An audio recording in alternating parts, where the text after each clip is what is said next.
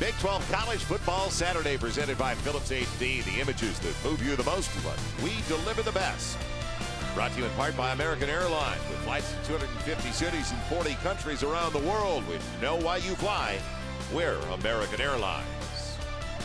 What a day in West Texas. Magnificent afternoon. Just about 60 degrees at kickoff. And retro throwback unis. I like it. The Oklahoma Sooners on the road for the final time, at least during the regular season. And senior day, 19 out there for Texas Tech as we head down with Jim Knox now and alongside a Red Raider legend. All right, Coach Spike Dykes right here. You presented the game ball. What's it like to return to Lubbock? 10 years ago from yesterday, you defeated the Oklahoma Sooners on this field. What a day. I remember that. I really do. It's great to be here. Knoxie, it's always great to come back home. This is where my home is, and it's always great to be here. I'll tell you, I'm excited. Right now, you sit at 82 wins, the all-time winningest coach, now tied with Mike Leach. If Mike wins today, he becomes the all-time winningest coach. And you were very instrumental in getting him this job, so that has to be satisfactory for him to break the record. Oh, there's no doubt about it. No doubt. I hope it happens today. It'd be a good one to win, wouldn't it? Be a great win against a great team. You know, and Big 12 football is absolutely unbelievable. I'm just tickled to death to be here, Knoxie. You got that right. Spike, good seeing you. Appreciate the time. Good to see you, Knoxie. Always good to see you. You're the best. This has been a paid political announcement. Jim Knox, we feel the same way as Spike Dykes, and it's good to hear from Spike. We're going to have him up in the booth a little bit later, and he is a Red Raider legend. As Mike Leach, with the win today, of course, becomes the all-time winningest coach, surpassing the total of Spike Dykes, who's here from 86 till 99. As it's blown off the tee for Matthew Moreland, it is blowing downwind. He's got the wind at his back from the south to the north end zone. And back deep, Eric Stevens, true freshman, along with a redshirt freshman, Austin Zuzana. High but a short one. Man, it's going to be Stevens over to the near side. So Stevens from inside his own 10. Nothing doing. Good coverage. He's right at the 20, just past the 20. The starting quarterback, as Joel Klatt just talked about it, the junior from Abilene. He looks like he should be a Red Raider. He looks like a gunslinger, doesn't he? Well, you see his numbers so far this season. He has played in 9 of their 10. And he's hit for a high percentage. Touchdown to interception ratio, that could be better, though.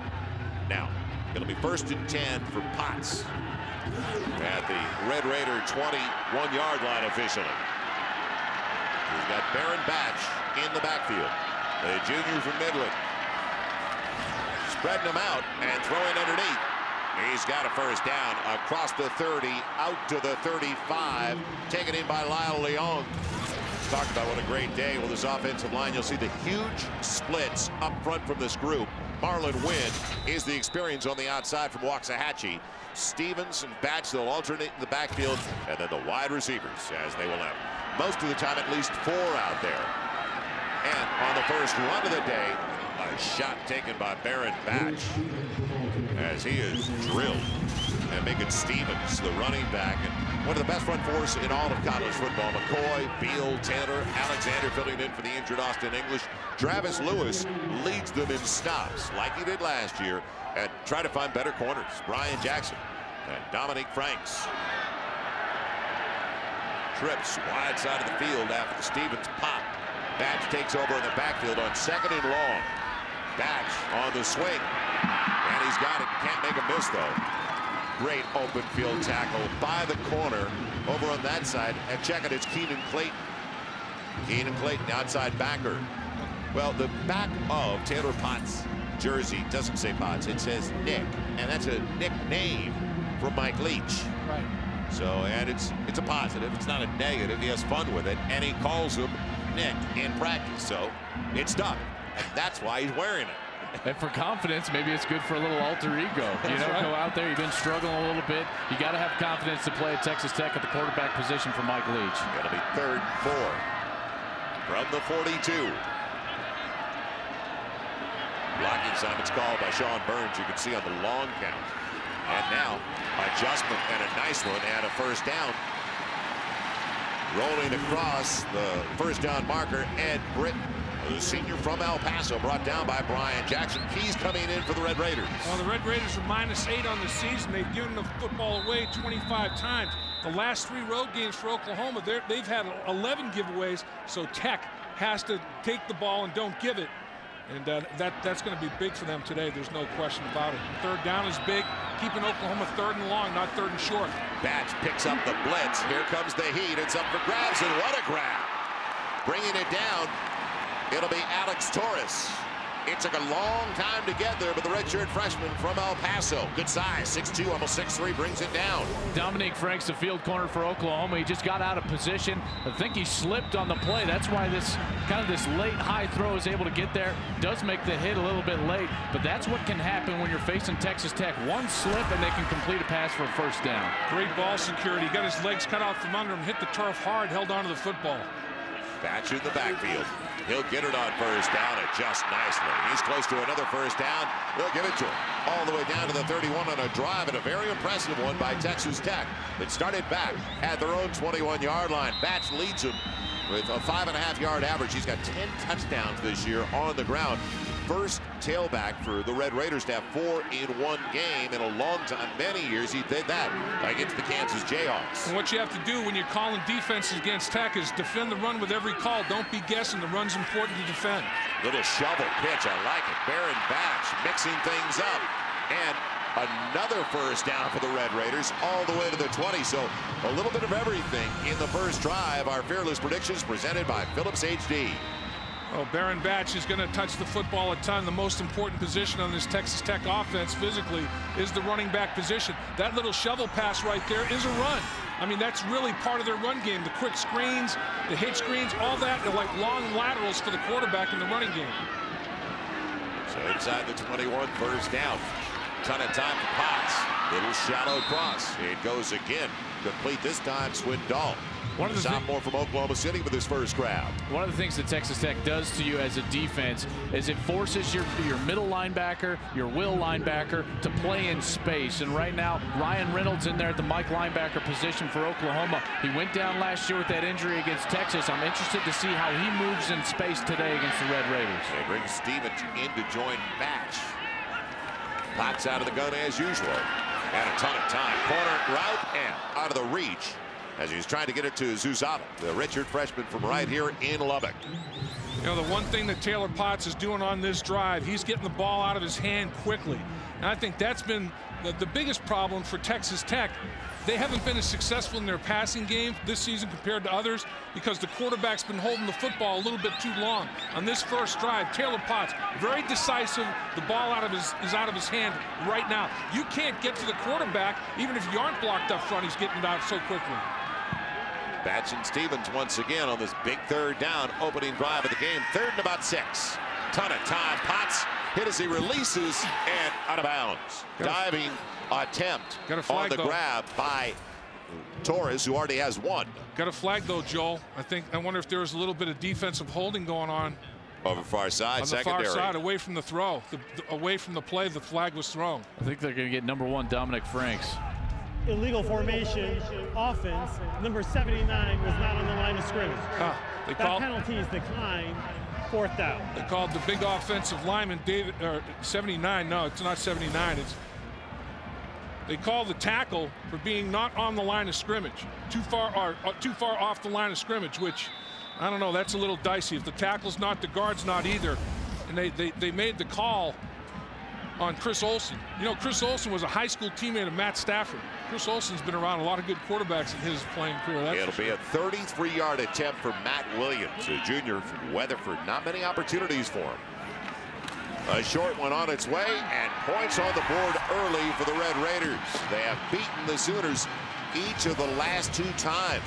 They have left Norman and come here to Lubbock. Will it continue today? 4 minutes gone by.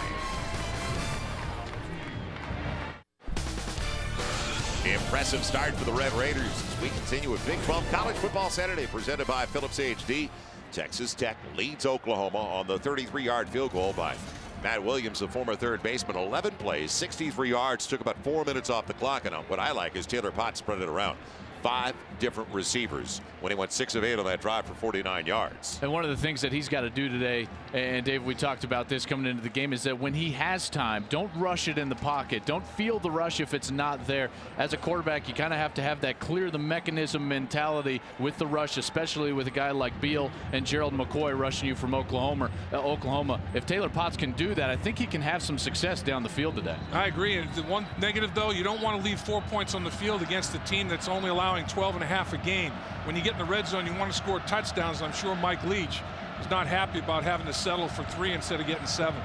Donnie Corona kicking it into the wind. 2-iron. Keeps it low. It'll be taken by Dominic Franks at the 2. He's got a nice little lane, but it closes in a hurry, and it's Corona, the kicker, who gets to him. And he also gets some help by the Red Raiders. Jared Flannel with a defensive back. So here we go. Landry Jones and the Sooners. They've got 4 losses, and those 4 losses have come by a total of 12 points. Talk about it. Strange year for Bob Stoops. Very different. The injuries, Bradford, Gresham before the season ever started. But Landry Jones leading all quarterbacks among freshmen in the nation in touchdown passes with 22. Going to run Hannah, the tight end, in motion. Look back the other way, and DeJuan Miller, big receiver. A nice little seal as he gets good yardage, about 9. And offensively, the experience up there, and this has been a banged up offensive line. The senior over to the left side, Trent Williams. Out of the backfield, you're going to see Chris Brown, but you'll also see DeMarco Murray coming off a career day, and out it goes. Broyles catapulting across the 35, and Ryan's got the first down. Got a feeling we could see some long marches today. Just about 5 minutes gone by, and defensively, well, bookends. Howard has 7.5 sacks, 10.5 sacks for Sharp over to the other side. Their leading tackler, though, is the linebacker, Brian Duncan, like he did last year. Jamar Wall coming off that hit with Zach Robinson last week. On senior day, the senior did get the start today. And that was some kind of collision against Oklahoma State for Jamar Wall. So first down, Sooners 37. DeMarco Murray gets about 3 as he takes it up to the 40. And Arquez coming in for the Sooners.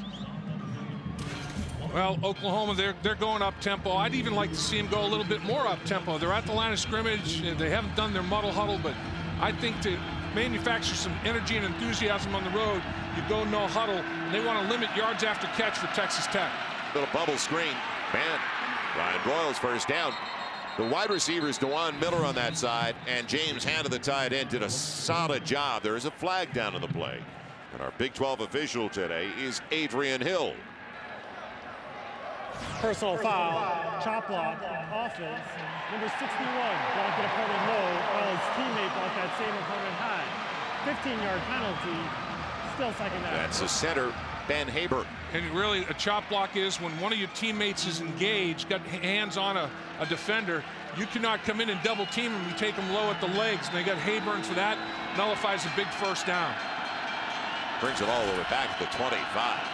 Huge penalty. Huge penalty. Second way back now. You're second and over 20 yards. As a quarterback, just take a little chunk here. Get yourself back in a manageable third down situation.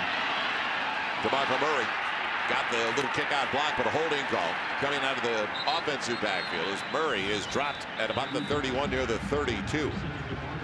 And the referee threw one flag. Linesman threw the other. They both saw the same thing. Personal foul, hands to the face, defense number 92. That 15-yard penalty will be added to the results of the play. Automatic first down. Well, that's Brandon Sharp, who leads him in sacks with 10.5. Yeah, watch him. He's going to come off the edge here, and he's going to get his hand up in the grill and get it up in the face mask and jack the head up. Look at that. He's just jacking his head up big time, and that's a personal foul. So, well, you have the illegal chop, and then the defense goes and gets his hands up in the smush and tries to rip the helmet off. So even Steven, and the ball's about where it was to begin with. You know, and a lot of times those penalties, your hand just slips up, but that one right there, that's an easy call on Sharp. No doubt. Chris Brown in the backfield with Broyles in motion. Brown slowed down. And a good job coming off the block, and that's Rajon Henley, who's wearing number 40 today. Normally number 91, the senior from Galveston. He's wearing number 40 today to honor fellow senior Nate Stone, as Stone suffered a season-ending injury in their game against New Mexico. So a really nice touch in his last game as a Red Raider. It'll be second and long, second and about 10 from the 47. Ton of time, and Miller doesn't hang on. Got into his body, didn't he? That's the inexperience you see from DeJuan Miller. He's broke out this year, and he's been a heck of a contributor for this Oklahoma ball club. 24 catches for 292 yards on the year, but right there in a crucial situation when you know the quarterback has got to deliver a crisp pass, you've got to bring that one in, go down to the ground so that you're in 3rd and 6 rather than 3rd and 10. It'll be from the 47. Drive started back at their 20. Ton of time for Landry Jones, and almost intercepted. Threw it behind Tinnell. Could have been picked off Jamar Wall. And they hold, but the penalties definitely hurt, as you mentioned. Well, the contested catch, nice job by Tinnell, almost reversing roles, but it all starts with the pass rush and getting up the football field and hurrying the throw. Can't transfer the weight, can't follow through. Contested play, Tinnell has to basically turn into defensive back on Wall. Great coverage. Tress Way among the league leaders with a 44-yard average. Back deep now. It is going to be Zuzalik. Man, looking into the sun, he lets it go over his head, and it takes, boy, oh boy, good wedge by Tress Way. It's out of bounds at the 12, and we come back with 8:15 to play in the opening quarter.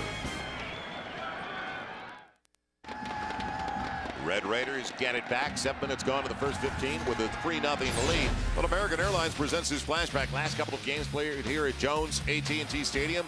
Red Raiders and the Sooners 4 years ago. Adrian Peterson running for 13 yards. 108-yard day for him. 21-17, less than 2 minutes to play, but the Red Raiders coming back. They drive 65. The winning score, Torian Henderson punches it in. He had 109 yards on the ground. Texas Tech winning back in that game, and that final 23-21. Last game here, 2007. Well, Sooners came in number 3, but you see what the Red Raiders did. 34-21. Michael Crabtree, a big day. In his short career, that was 100-yard day number 10 for Crabtree. It wasn't a long stay for Crabtree, but a very productive one with Mike Leach and the Red Raiders. So they're trying to snap a mini losing streak here in their last 2 appearances in Lubbock. Joel Myers, Dave Latin, Joel Klatt back at Jones Stadium. Brilliant afternoon in West Texas. Just south of Amarillo, and wide open. It's Torres. Nobody in the middle of the field. He's got it to the 35-yard line for a first down. Well, one thing for sure, Texas Tech, when they were backed up, the splits are tight. Look at how tight the splits are when they're backed up to their 10-yard line. Torres is a transfer from Air Force. Very, very smart route runner. Found a little, you know, the principle is you see zone, settle. If it's man, continue to run. That's what it's all about at Texas Tech. It's a first down. Play fake for Baron Batch. He's going to get the touch again and make it a mess. Baron Batch into the secondary. He's got about 8. Phillips HD game break. Let's go to Darren Norton in Southern California. Darren. Joel, number 2 Alabama getting a nice tune-up today versus Chattanooga. Mark Ingram should be able to do some Heisman campaigning. 25-yard touchdown here. Right now the Tide rolling 21-0 in the second. All right, thank you, Darren. And the Red Raiders out of a hole on a couple of snaps. It'll be 2nd and 2. And low throw. Wide of his intended target. It was in the neighborhood of Adam James, a sophomore from Salina, Texas. Well, Baron Batch 3 touches, guys, out of the first 11 snaps of the game.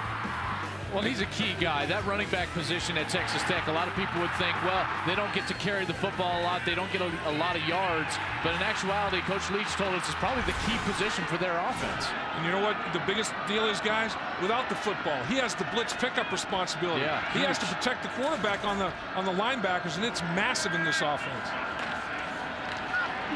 That's Batch scrambling for first down, but he's short by about a yard.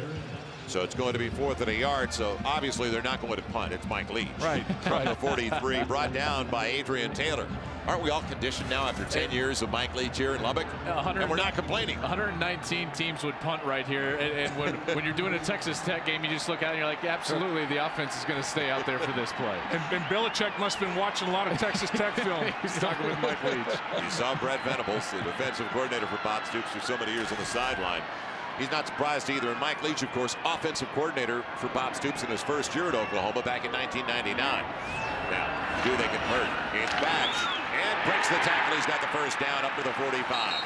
They had serious penetration in the backfield, but they couldn't slow him down. It was Beal. And in talking to Mike Leach and talking about the importance of the running back spot and Baron Batch earlier this week in this Red Raider offense. It's probably the most important physical position that we have offensively is our running back. You know, quarterback obviously deals it off, makes a decision who gets the ball, but physically the most important position is our running back. Yeah, he's touched it 3 out of the first 11 snaps on that opening drive as they play fake it to Batch. Will they go back that way? No. On the comeback trail, another completion to Torres. Yeah, he's got a first down inside the 45, but you guys were talking about all the different responsibilities for Batch. Well, and the other thing is they're not getting pressure with rushing 4. They're rushing 4 and dropping 7, and they've done it most of the game, and so far they have not gotten significant pressure. I wonder if Venables is going to have to start to blitz. Third catch for Torres. That one incomplete, but a great start for Taylor Potts. He's now 9 for 13 despite that for 91 yards. A key thing for me is you saw in that last play the twist stunt by the Oklahoma defensive line. The coaches at OU told us they don't like to do that. It tells me that already early in this game they're reaching in the bag of tricks because they can't get to Potts right now with the down 4. You probably are going to see some of that blitzing, and that's exactly what Texas Tech wants you to do so they can get in the voids in the back end of your defense. Second and long after the incompletion. Good time again. Batch on the underneath route. Dropped immediately at the 40. It'll bring up 3rd and long. You know, one thing that Texas Tech does a good job of with their offensive line, too, the quick stuff, they chop block, and they'll cut you. And as a defensive lineman, it makes you think twice about barreling off the football because they're at your legs. You know, you want to protect your knees and your legs. So right now, Texas Tech mixing it up. Yeah. You know, they get that quick protection. They call it their 90s protection, their offensive lineman cut. And then they'll stay up and take a little bit more time to throw the football. They're doing a good job of controlling Oklahoma's rush right now. And that's huge for the quarterback. Get all those guys out of your vision, out of your eyesight, get them down to the ground so you can complete those short passes over the middle of the field. Sooners show the blitz, and they bring it off the edge. It's picked up, pass underthrown, but still complete. It is taken in by Detron Lewis. His first grab, the junior from College Station. You know, there's no question that Potts has the stronger arm at the quarterback position.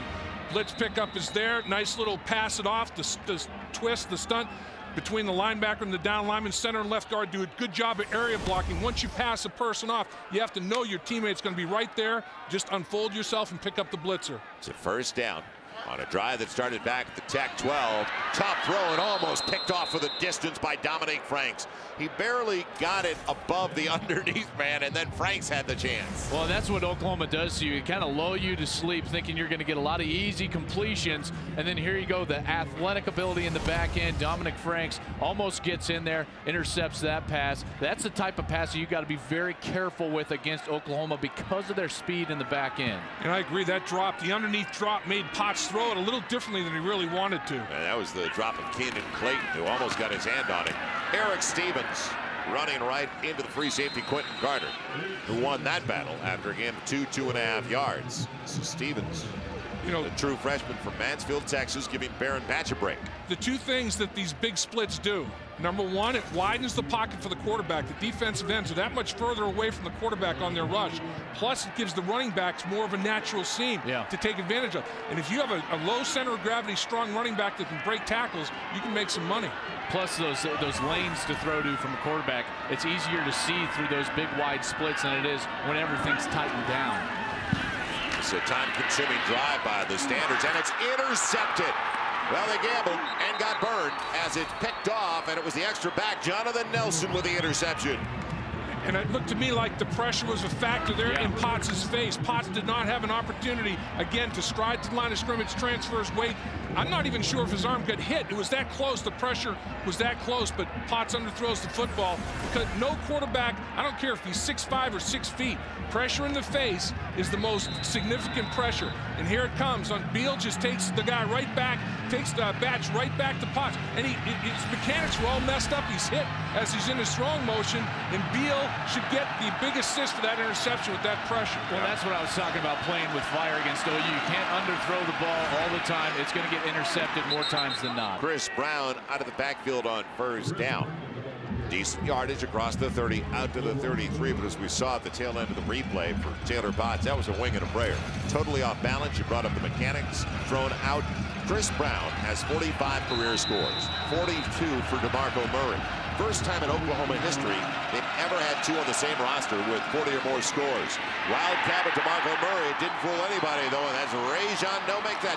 Rajon Henley was in there, but Fehoko, the sophomore from Honolulu, got to him. Good read here by the linebacker, Fehoko. First of all, they line up in the Wildcat offense. DeMarco Murray at quarterback.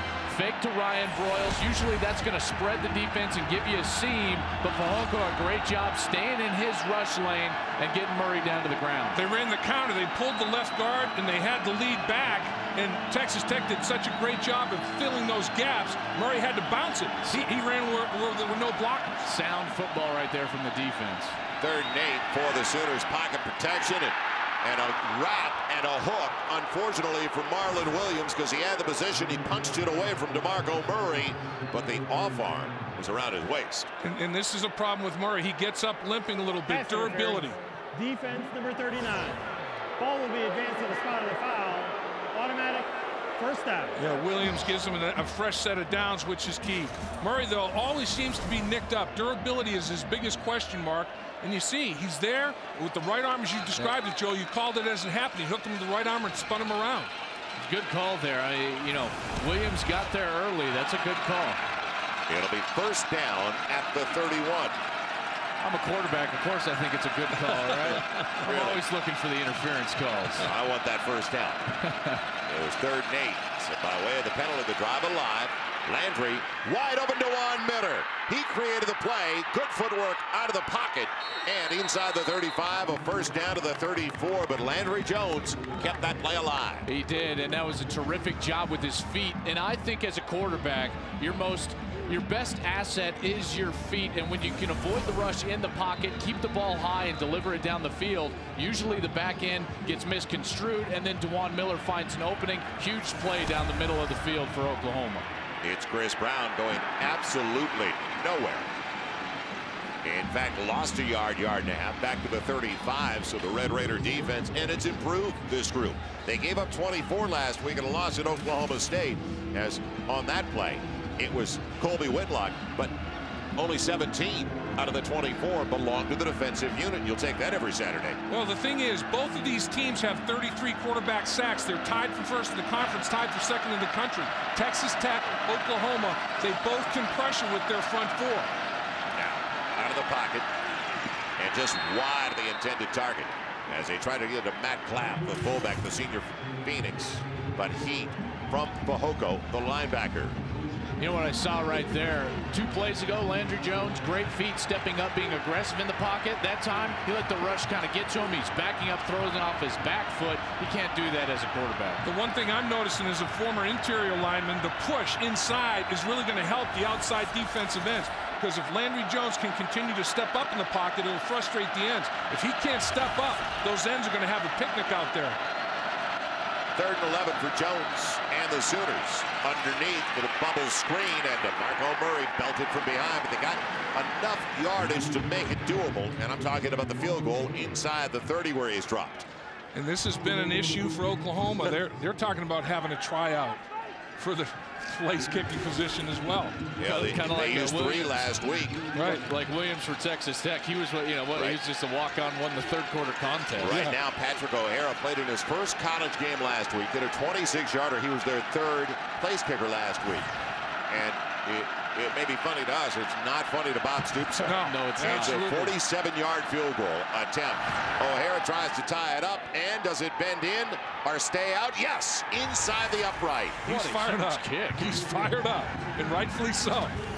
Not only for him, but the confidence for his head coach to put him out there again later in the game. And Bob Stoops is the first to come over, congratulate him, rub that helmet. He's ready to kiss him. Thanks, buddy. Ready to kiss him. I've got all the confidence in the world in you. That's right.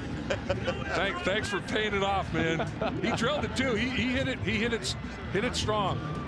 Yeah. So a 47-yard field goal in his second college game. Patrick O'Hara ties it up for the Sooners at 3.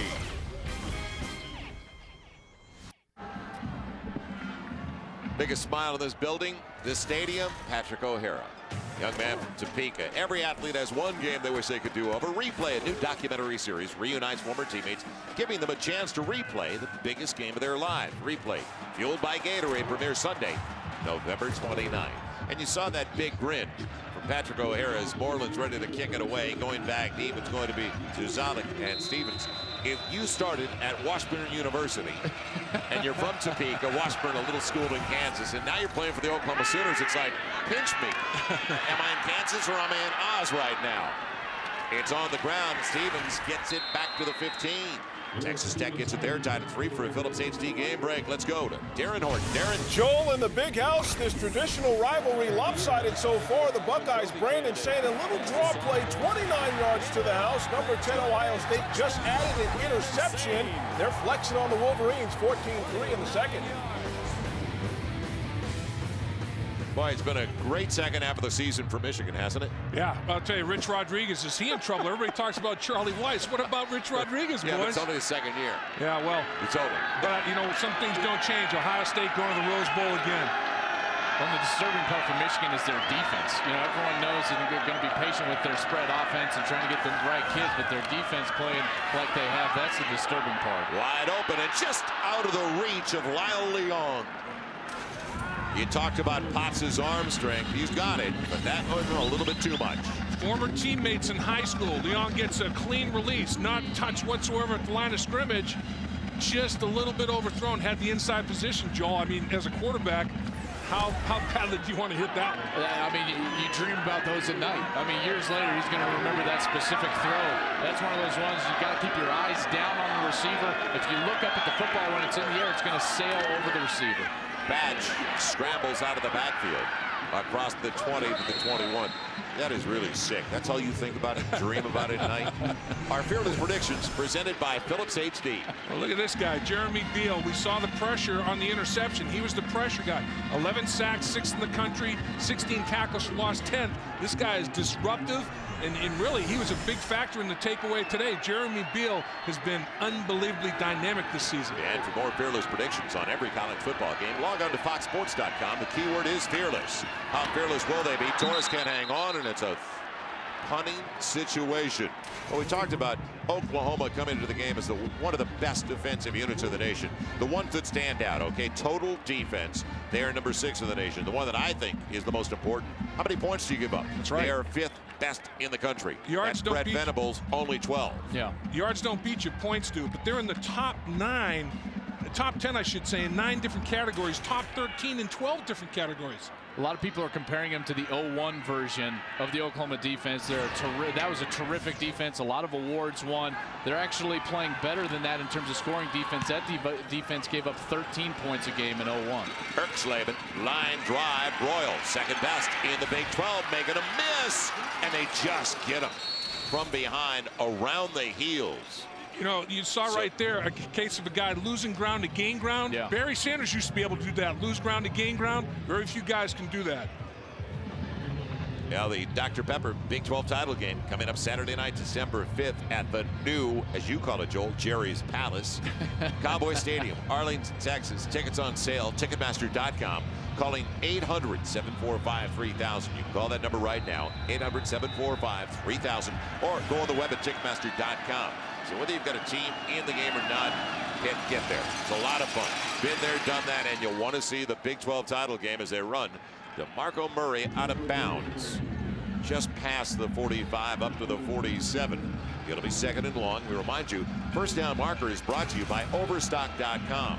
Your entire order ships for just $2.95 at the O. Overstock.com. Overstock.com at home with the O. You know what, guys? We're about to have our brush with greatness here. Coach Spike Dykes in the house. Yes. Now going for the bundle. DeJuan Miller wide open with a fit there. What a grab! Whoa. What a catch by DeJuan Miller inside the 12. 1st and 10. Field judge talking it over with the linesman, and they say no is a trap. I got a feeling it's going to be reviewed. Yeah, this one they'll definitely take a look at. You can't diminish the effort, though. Look at him sell out.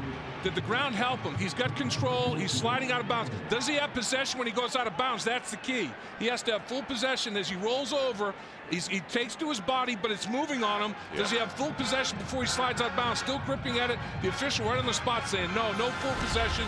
Great effort, but you gotta be able to have full control of the football. Good call. Yeah, the officials collaborating, the field judge yeah. and the linesman, because he did not have total possession sliding out of bounds. He was in the field of play by a long shot, but could not secure the pin. So 3rd and about 8. Pocket collapsing. And wide open underneath on the shallow cross. It's Broyles. He's got a first down inside the 45 down to the 41.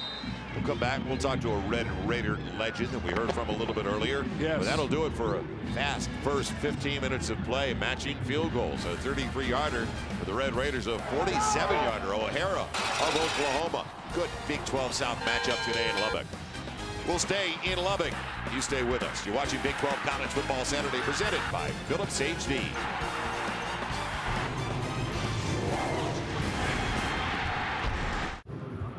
Welcome back once again to Lubbock, Texas. We look back now on a day none of us will ever forget. November 20th of '99, Red Raiders taking on the Oklahoma Sooners. 38-28 final. What a way to close it out for a Red Raider legend. And good. He got a bath at the end of it all. Deservedly so. And the all-time leader in Red Raider history and wins. Now that may change a little bit later this afternoon with a win by the Red Raiders, but Spike, what a run, 86-99. Thank you for taking the time to join us. Well, I'm always glad to be here. You guys are what it's all about. Y'all are Big 12 football. We are lucky. Well, we are really very fortunate. And what a great job you do, and what a great service you are to all the people who love Big 12 football. Yeah, well, it's a long time. Dave and I have been around the Big 12 a long time now. I'm an old Big 8 guy, went to a Big 8 school, but it has changed a little bit here in Lubbock, and you're one of the reasons it changed. And when we talked to Mike Leach about it, kind of get misty-eyed because of the support you've given him. Well, Mike's done a great job. You know, Mike's a good guy, and he's taken this whole program to another level, and it's a great level. Believe me, and it's fun to be a Red Raider right now. There's no question about it. It's a real hot time to be a Red Raider right now. And boy, all the wins and the bowl games, and now the 15 consecutive seasons of positives for the Red Raiders. Chris Brown belted by Jamar Wall on the first snap of the second 15 minutes of play as we continue our conversation with Spike Dykes here in Lubbock, Texas, in our Days in Leaders. That's just what I was talking about. 82 wins for Spike. And I know that you're happy to see the success that your successor has had. No question about it. You know, records are for a lot of people, they don't mean much to me. Anytime you get a record in coaching, it's because of those guys playing and those assistant coaches you have, and that's always been the strength I had. Yeah, and now the way the program is perceived around the Big 12, that's really got to be kind of heartening for you. It really is. It really is, Joel. They have done a great job. They've been competitive. They won huge games. They're right in the mix every year. And what more could you ask for? And you look at the facilities now here in Lubbock, and we walk around the facilities. It is unbelievable, and it's not through yet. Wait till they get through with all this. It's going to really be something. And you know, the storied program of Oklahoma and being able to compete with Oklahoma. Right. Who would have ever thought that we could do that 20 years ago? And we've done a pretty good job of it. You really do put it in perspective, Spike. You know, Spike, you got 19 seniors in this group. They got 34 wins. They were ranked number 2 in the country. That's pretty strong stuff right there. Doesn't get much better than that, Dave. It really doesn't. They've done a great job. And, you know, they flake their rear ends off every Saturday, I'm telling you. It's a 4th down, and Oklahoma's going for it. Less than a yard. Landry Jones dives. He's got it inside the 30. Well, we were laughing about it because when Mike had that 4th and a yard at his own 42, 43, we didn't even think about a punt. We're just getting ready for 4th, and what are they going to run? No, forget it. That's right, because that's just part of the repertoire, you know, and that's the way. That's how football has changed. It really is a different game than it used to be in a lot of ways. Coach, something that you and Coach Leach have contributed to, 14 straight winning seasons. That's 4th nationally in the country. This program, we talked about how now it's on the larger stage in the Big 12, competing with Oklahoma. You see the facilities. How proud are you that you've been a part of this university and especially this football program, building it up? Well, it's a dream come true. You know, I was born over across the street, and so this is really home for me. Yeah. And it is great to see what's happened. And you know, the administration at Tech has been great, and the support has just been unbelievable. You can't do this without great support, and these are the best fans in the world. There's no question about it. And you know, it's always fun to come into Jones Stadium. It was we had some good moments, we had some bad moments, but I'm telling you, the crowd was always great. Oklahoma looking at a 1st down and a good throwaway by Landry Jones because his running back was completely covered. Boy, Chris Brown did a great job. They pulled the left guard. Chris Brown backdoored that thing. Yeah. It was fast flow over the top by Texas Tech. He got him a little bit overly aggressive. Put his foot in the ground, cut it back, backdoored that thing for big yards. And here's Oklahoma in the red zone. They've scored 26 touchdowns in their last 29 red zone opportunities. Let's see what happens here. It'll be 2nd and 10 as we continue our conversation with Spike Dykes. It'll be Chris Brown, belted and put down in a hurry. Duncan, their leader in stops here for the Red Raiders, the junior. And this is the scene on Senior Day before the start of the contest. And what a day. Senior Day, the Oklahoma Sooners, who the Red Raiders have beaten their last 2 trips in here, and Spike Dykes presented with the game ball. Good feeling. Oh yeah, I didn't drop it. No. That's always a plus. It's 3rd down and 10. And now the Sooners 3 minutes into the 2nd quarter. Calling the play. Boy, this speed, this tempo. I want to get your thoughts on that in just a moment. And on 3rd and 10. Underneath, DeMarco Murray won't get their flag on the play. We'll figure that all out. It was thrown by the referee as the tackle. He got his helmet knocked off, so you got to think head to the face again. I mean, hand to the face mask, yeah. The right tackle from Corsicana. It might be the same call as before. Get that hand up to the grill, maybe. Knocked his helmet off. During the pass, personal foul, unnecessary roughness, defense number 92, hands to the face. Half the distance to the goal from the previous spot, automatic 1st down. Well, the first time he didn't get his helmet off. This time he got him up there and pulled the helmet right off his head. So that's 2 times. You got to get your hand placement a little bit lower. We saw it before. Watch right here on the corner, on the edge, as he comes up the football field, gets his hands right up into the helmet and pulls the helmet right off right here. Hand up, rip the helmet off. Yep, and you get nailed. 2 easy calls right there on Brandon Sharp. He's got to keep his hands below pad level, trying to fight through the block of Corey Brandon right there. I like the effort, but you got to get your technique going if you're Brandon Sharp. Hand placement. DeMarco Murray dropped at the 5. Spike Dykes tempo from both these teams. Red Raiders called it at the line. Used to be a 2-minute offense when they ran it like this. That's right. You know, the tempo changes so many different times in the game too. You know, they turn on a slow tempo. That fast tempo puts a real bind on those people calling those defensive signals from the sideline. No doubt. You know, one thing about Spike Dykes, been around for a long time. I've never heard anybody, coach, player, opponent, nobody ever said a bad word about Spike Dykes. He's a greater coach, better human being than he was coach even. Dave, you just hadn't talked to enough people. Back in the end zone, and he's out of bounds. On the grab, Tennell couldn't get both feet down, or at least one. They say he did not get the foot down in time for his foot. No, good call. Yep. You know, that's all about awareness where you are on the football field. Yeah. Just drifted a little too much on his route. He was wide open back there. You just can't drift like that. 4 minutes gone by on a drive that started back at the 44 of the Sooners. It's 12 plays deep now, 51 yards long. And a 3rd goal outside of the 5. Empty backfield, good time for a quarterback draw. Jones in trouble, flushed out. Up for grabs, back corner and off the fingertips of Tennell. He almost made something out of absolutely nothing as Daniel Howard flushed him out. Well, that shows me arm strength there, Joe. When you're running like that to your right, and you can get your shoulder pads squared up, and you can't really use your legs as much, that's all good arm strength, isn't it? It's absolutely, it's 100% arm strength right there. And Tunnell, again, has his hands on the football in the end zone. Got to understand where you're at. And when you have a chance to make plays, especially for points, you've got to make those plays. You continue to just kick field goals, and Texas Tech will get it going and score a bunch of points. O'Hara has already got a 47-yarder. This is now a chip shot for him. And it's a 22-yarder to give the Sooners their first lead in the game. Oklahoma, I think they found a kicker. We'll come back because we found we're keeping Spike Dykes. Early lead for the Oklahoma Sooners. Talked to Mike Leach earlier this week about the man that he succeeded here at Texas Tech, Spike Dykes.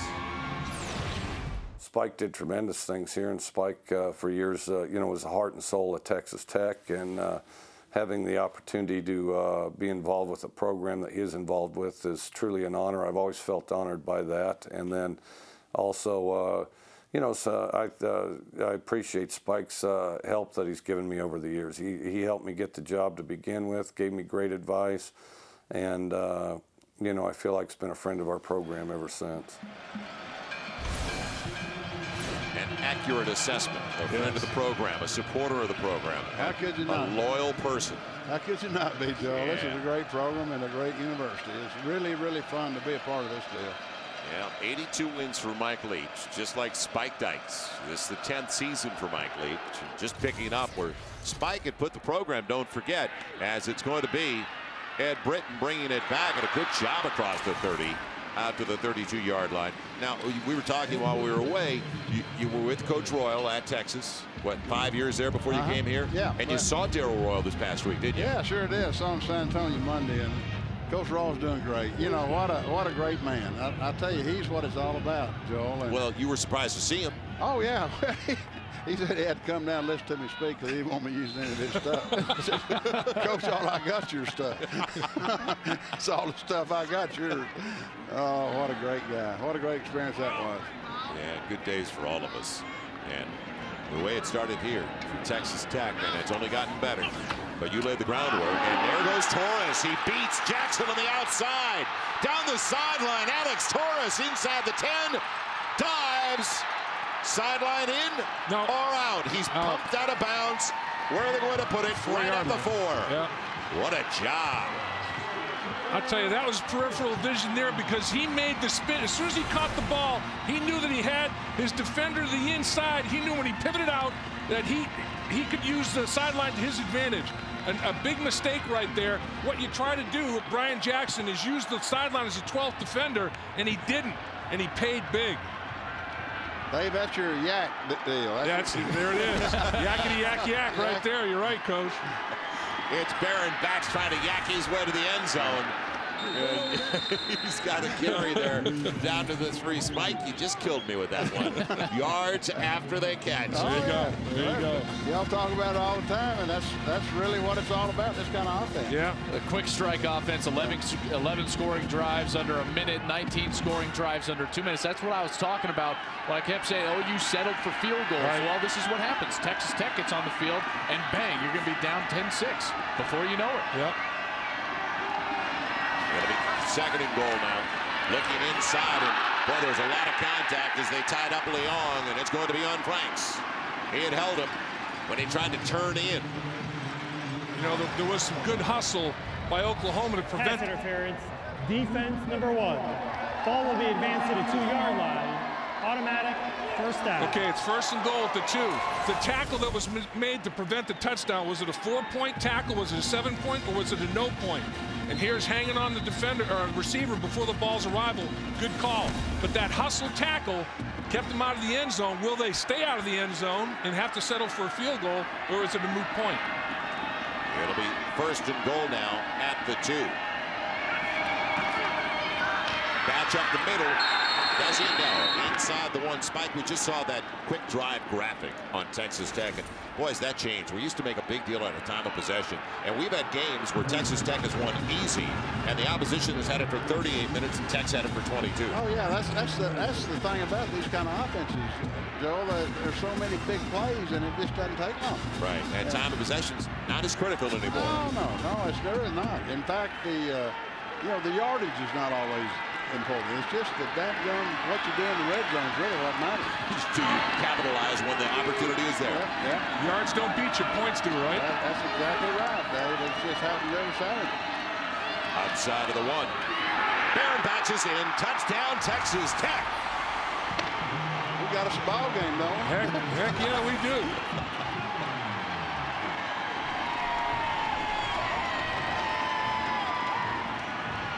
All 11 defenders for Oklahoma at the line of scrimmage, and at that point with no levels, all you got to do is seal one guy. Texas Tech is able to do that, and you walk into the end zone. Good execution up front from that offensive line. They got their fits and they finish. That's the two things you have to do as an offensive lineman. Fit, get the proper fit, and finish with your hands, and Tech did that beautifully. 11th touchdown of the season for Barron Batch.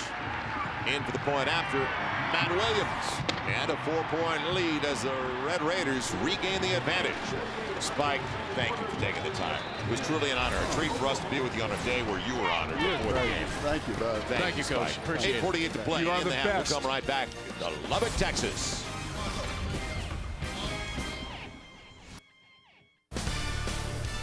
Big 12 College Football Saturday presented by Phillips HD. The images that move you the most, what we deliver the best. Brought to you in part by FreeCreditReport.com. Stay on top of your credit score. Credit Report at FreeCreditReport.com.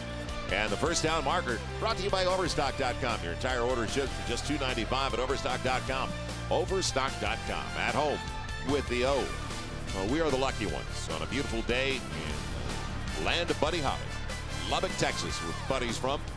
It's a treat for us. We go to Norman, and we get to spend time with Barry Switzer, a Sooner legend, who, and as you know, Dave, Barry has stories, and it's fun for us. Yeah. We could listen forever. Yeah. And that's the same way. We come to Lubbock, and we're lucky enough to get to spend some time with a Red Raider legend like Spike Dykes. Just a quality human being in every level, you know, and so many friends in the fraternity of coaching and otherwise. He's just a quality guy.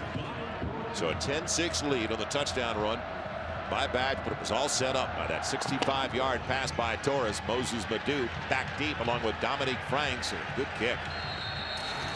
Corona puts it into the end zone. So it was a 69-yard drive. 65 came on this. Yeah, it's just spinning away. Man coverage spins away, takes it to the sideline instead of inside. Nice hustle, you know, getting down the football field. Jonathan Nelson knocking him out of bounds, but it doesn't matter. Batch finalizing its first touchdown in the red zone, and you go back, Adron Tennell, right before the first possession before that, when Oklahoma had the football, had two opportunities in the end zone, red zone touchdown, and couldn't finalize on either of them. Alex Torres enjoying his moment in the sun on the sideline. After that big grab, and you talked about it, the pivot. Now, scrambling up the middle, Chris Brown gets 8 on first down from the 20 out to the 28-yard line. You know, we had that shot at Taylor Potts. I don't know about you guys, but he just looks like he belongs here. He looks like West Texas, doesn't he? He's born to be the Texas Tech quarterback. There's no doubt. Yeah, there he is. A drive like last drive for him is going to be huge because all it is just short passes. And it's easy, and it builds your confidence, and that's the one thing that I thought he needed to do early in this ball game because all the shifting that's been going on this year with the quarterback position. He just needs a little confidence right now. Brown slowed down short of the first down by a yard. He's dropped by Richard Jones immediately. FreeCreditReport.com sideline report. An update from Jim Knox. Knoxy. All right, thank you very much, y'all. You know, the offensive line of Texas Tech, Mike Leach just came over to him and said, guys, keep up the energy. I love the intensity. And I tell you what, you talk intensity, Brandon Carter, this is his senior day here. He wants to go out with a big win today, guys. And Knoxy, he's blocking his tail off. Yeah. I'm telling you, they're giving Potts not only time but space, and that's what a quarterback needs is space. Brown doesn't get it. They spin him. The penetration in the backfield was the key. Slowed him down. They cleaned up, and he's a yard short of where he needed to go. See, guys, I think this is what has made Texas Tech a better football team, how they are at the line of scrimmage. The defense feeds off the energy of the defensive line, attacking Oklahoma's offensive line. You know, Ruffin McNeil said that. The tempo is going to be set by our D-line. They've done a good job today. That was a great job by Bron Berg. He's at the bottom of the pile, but he was the guy who got the arm out to slow down the running back. And unfortunately, a Sooner is down. Haven't they had enough injuries on the offensive line? That's Ben Hayburn, the center. This is a broken record. It seems like every single game that you watch OU, there's somebody down, and it's usually on the offensive line. Ben Hayburn, the center, redshirt freshman, 6'3", 288. He started 9 straight games. He's been kind of a mainstay in there, at least for a freshman. Now he's down. Oklahoma has got to bounce back. We'll come right back to Lubbock, Texas. But first, when we do return, Darren Horton will join us in our College Football Saturday studio. Coming up on the Geico Halftime Show, #1 Florida and 2nd-ranked Alabama both doing some fine-tuning today, polishing off some cupcakes. We'll have all your highlights coming up on the Geico Halftime Show. Let's get you back to Joel, Dave, Joel, and Jim in Lubbock. Guys? That is a mouthful, Darren. You're on top of it. 10-6. It's Texas Tech up by 4. This is Alex back deep, waiting for the punt. Tress Way. He's going to hit it into a pretty good breeze, and it knocks it down as it dies inside the 35, near the 32. A lot of wind kicking up now when you're in Lubbock, Texas. West Texas, nothing to stop this wind at all. 7:08 left in the half. Texas Tech gets it back. They're up by 4 as we look, guys, at our DirecTV game summary. Well, Torres obviously a lot of those yards in that one catch that set up the touchdown dive by Batch, but Landry Jones, he hasn't turned it over, but he hasn't. He's 50% completion. Got to be a little bit better than that. Potts is completing a higher percentage. He had the pick. Really, it's 3 plays for me. The one drop by Tennell, and then he doesn't get his foot in bounds, and then you come back, and Torres is able to go down and get yourself in position to score a touchdown for Tech. Darren Batch slowed down. After a good start, only gets 3 as we check in with Jim Knox. Knoxy. Okay, guys, this is like a broken record. Right behind me, Ben Hayburn, the offensive center. Looks like he's gone for the rest of the game. Right ankle injury. Now, keep in mind, Brody Aldridge was the backup. They're now down to their 3rd-string centers on the Sooners' offensive line, guys. Oh, you see him get bent back. The pile rolls up on Hayburn, and just that he can't get his right foot out of there and just grotesquely twist that ankle. Potts on a bullet to Torres. Gets close to the first down, but he's short by a couple of yards. His favorite target so far. So the Sooners, it all started with Jermaine Gresham. Didn't even play this year. Then Sam Bradford, the opener against BYU. Eldridge lost like English in the Nebraska game. Jarvis Jones also gone in the Nebraska game. And that was kind of a freak injury, a heel injury for the starting right tackle. So it continues now with the center, Ben Hayburn, in this matchup. Well, and everyone would point to Sam Bradford, you know, the reigning Heisman Trophy winner, but I thought that a bigger loss for them was Jermaine Gresham, because in the red zone on 3rd down in crucial situations, it's so crucial to have a tight end that can occupy the safeties and the linebackers, open up the outside of the field. That's been a huge loss for them. There was a 15-yard mark-off while we were looking at that. Oklahoma with a personal foul, a little delay action, and Baron Batch just a bolt up the middle, down to the 33 for a first down, and he didn't outrun his blocking, did he? No, and it starts with the holes that we're talking about in terms of the splits, and that's just good blocking. I mean, nice job by Carter just sealing things up, and I'll tell you, Batch is a load. He's got a low center of gravity. He's got a nice, runs behind his pads, and he can break some tackles now. You're doing something right when you average better than 5.5 a carry, and you've had over 100 on the season, 100 touches out of the backfield.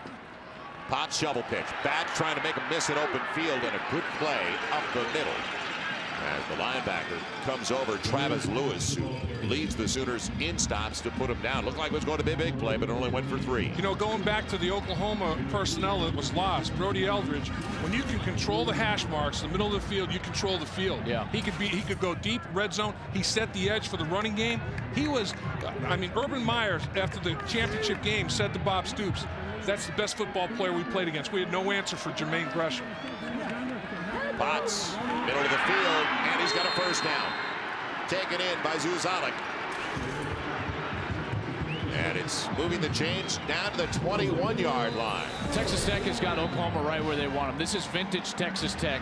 When you start reaching in your bag of tricks as a defensive coordinator and blitzing and vacating zones, that's exactly what Taylor Potts and Mike Leach want to see. And right now they're taking advantage of that, moving right down the field. Potts out of the gun. Plenty of time over the middle. Zuzalik, touchdown, Texas Tech.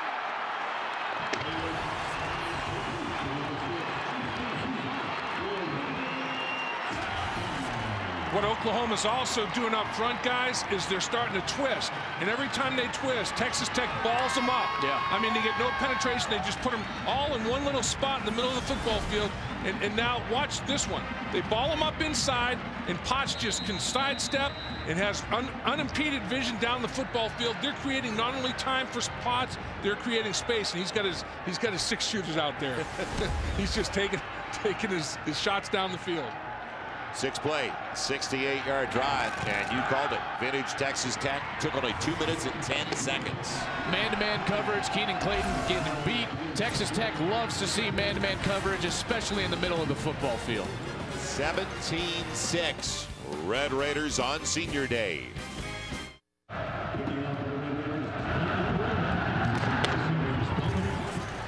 Deep kick going over to the far side, lost in the sun. And looking right in the sun, Dominic Franks stayed away from it. I don't blame him.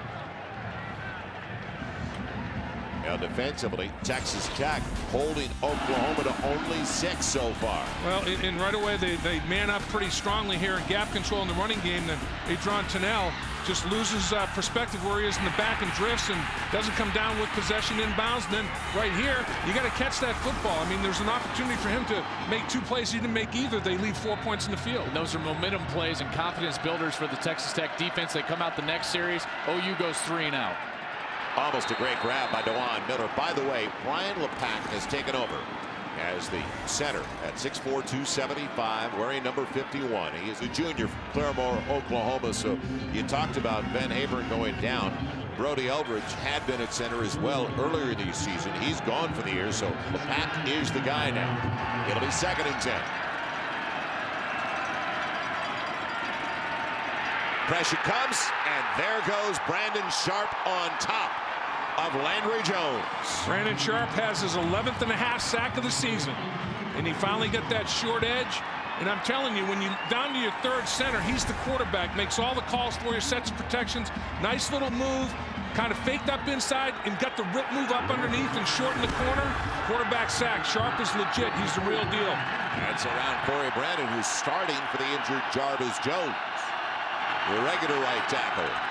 I don't care what offense you run, how you do it. It's won and lost at the line of scrimmage. And right now, Texas Tech's winning at the line of scrimmage both ways. Little screen action. DeMarco Murray wrapped up immediately. Marlon Williams, a weak side backer. So tough to screen Texas Tech because they see it every day in practice. Let's remember, Texas Tech probably the best screen team in the nation offensively. When you're Marlon Williams, and for 4 years you've seen screen after screen after screen in practice, you can read it beautifully on Saturdays against an opponent. And particularly this field position in the down and distance, they said, okay, it's draw or screen. Yeah. So we know one of those is going to come. They read screen so quickly it had no shot. Now Tress Way, just around his own goal line, gets into it. Into a win. Zuzalik coming under it and takes it in cleanly, close to the 40-yard line. So very short field. And the Red Raiders are going to have it in Sooner territory to start a drive for the first time today. Well, next week, rivalry weekend kicks off. College football Saturday. First is going to be Landry Jones, Oklahoma matching up with, if he can make it, Zach Robinson, Oklahoma State. One of the great rivalries in the country. Then Banner taking on these same Red Raiders. That's going to be the Cowboy Stadium in Arlington, Texas. Pac-10, UCLA. Can they upset USC? Always the great city classic in Southern California. So the battle for the bragging rights of Los Angeles, UCLA and USC, full day. What a triple header. It all starts at 9:30 West Coast, 12:30 Eastern. Underneath, not close, and well diagnosed by the Sooners on that little dump off and a potential screen from Baron Batch. That was McCoy. Well, the first down marker brought to you by Overstock.com. Save up to 70% off brand names every day at Overstock.com. Overstock.com at home with the O. As you said, Gerald McCoy dropping a little bit there and keeping up with him. He made a great read. He retraced the steps, made a great play, and now Texas Tech's even winning the field position battle. When you do that, short fields, uh-oh. Potts now has to scramble. In trouble, it's Batch. and about 2 yards when it looked like it was going for absolutely nothing down to the 39. I like the adjustment OU has made. They've been burned a little bit with man-to-man coverage on the outside, even in the middle of the field with Keenan Clayton on that last touchdown. Now they're sitting back in a zone, and they're letting All-American like Gerald McCoy try to get after the quarterback. I like that situation better for them than trying to stunt with their front four and play man on the outside. And Texas Tech, when they read zone, they have to find little spaces and settle down. What they've been reading man well and continuing to run, and they've really beaten Oklahoma's man coverage for sure. So Oklahoma 5th in the nation in defense and points allowed, giving up only 12 a game. They've already allowed 17. Potts needs about 8, Boom. and he's not going to get it. Off the edge, the sack for Gerald McCoy. Well, our 2 stars defensively are showing up on the defensive line. Brandon Sharp on the last series for the Red Raiders gets his 11.5 sacks. Now Gerald McCoy, he's going to come in, get his 5th sack of the year, and just a great rush right there. See the swim move to the outside, and yet he still gets in to sack the quarterback. This is one of the premier defensive players in the country. He's on basically every award watch list. He's the type of guy, Dave, that could go in the top 10 in the NFL draft. Absolutely. I think Sue and McCoy could both be top 5 picks. They're that good in the defensive line, Nebraska and Oklahoma. Yeah, McCoy, first team all Big 12 last year, as they will punt it away with Erksleben. Coming into this game, a false start. Sorry, Joe. Coming into this, still 4th. Coming into this game, Gerald McCoy had 72 career tackles. Still a young guy, he's only a junior. 31 of those were tackled for losses. That's 42%. Constantly playing on the other side of the line of scrimmage. That's what gets you noticed. That's disruption, no question. So now it's going to be back. He'll hit it about on his own 35. And don't forget, they started at the Oklahoma 41, so a good time for the Oklahoma defense to step up. Erksleben, with the wind at his back, over the head of Brian Broyles, decoyed it well, and it's going to come out now for the Sooners at their own 20. Field position, they have not enjoyed very good space on the field. No, they haven't. I mean, Texas Tech has kind of dominated that part of it. Let me ask you as a quarterback, Joel.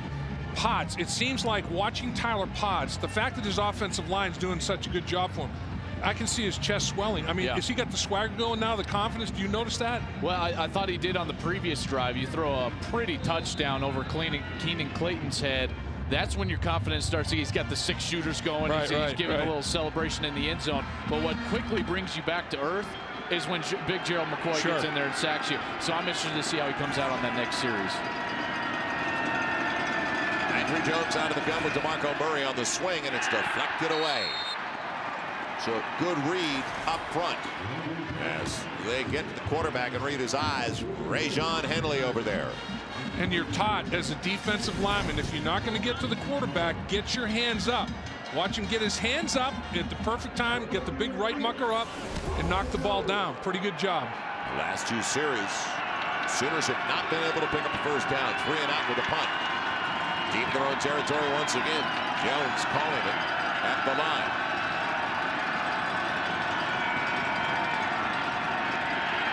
Trouble and on his way down, a sack back inside the 10.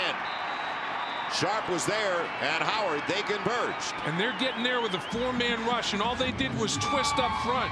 They did a little bit of a stunt, and their stunt got home clean. Watch the crisscrossing action inside there. And absolutely just dominates the pocket, and 3 meet at the quarterback. I mean, you have to make a better stand than that up front. The offensive line has to give your quarterback a little more help. I think they were trying for a shovel pass right there. DeMarco Murray gets caught up in the wash as a quarterback, and you'll learn this with experience if you're Landry Jones. As a quarterback, just throw it at his feet, burn it like a screen pass, and then you're back up there and you got 3rd and 10 rather than 3rd and 20. It's not it's not a fumble, it's an incompletion. Right, exactly. If you just shovel it forward.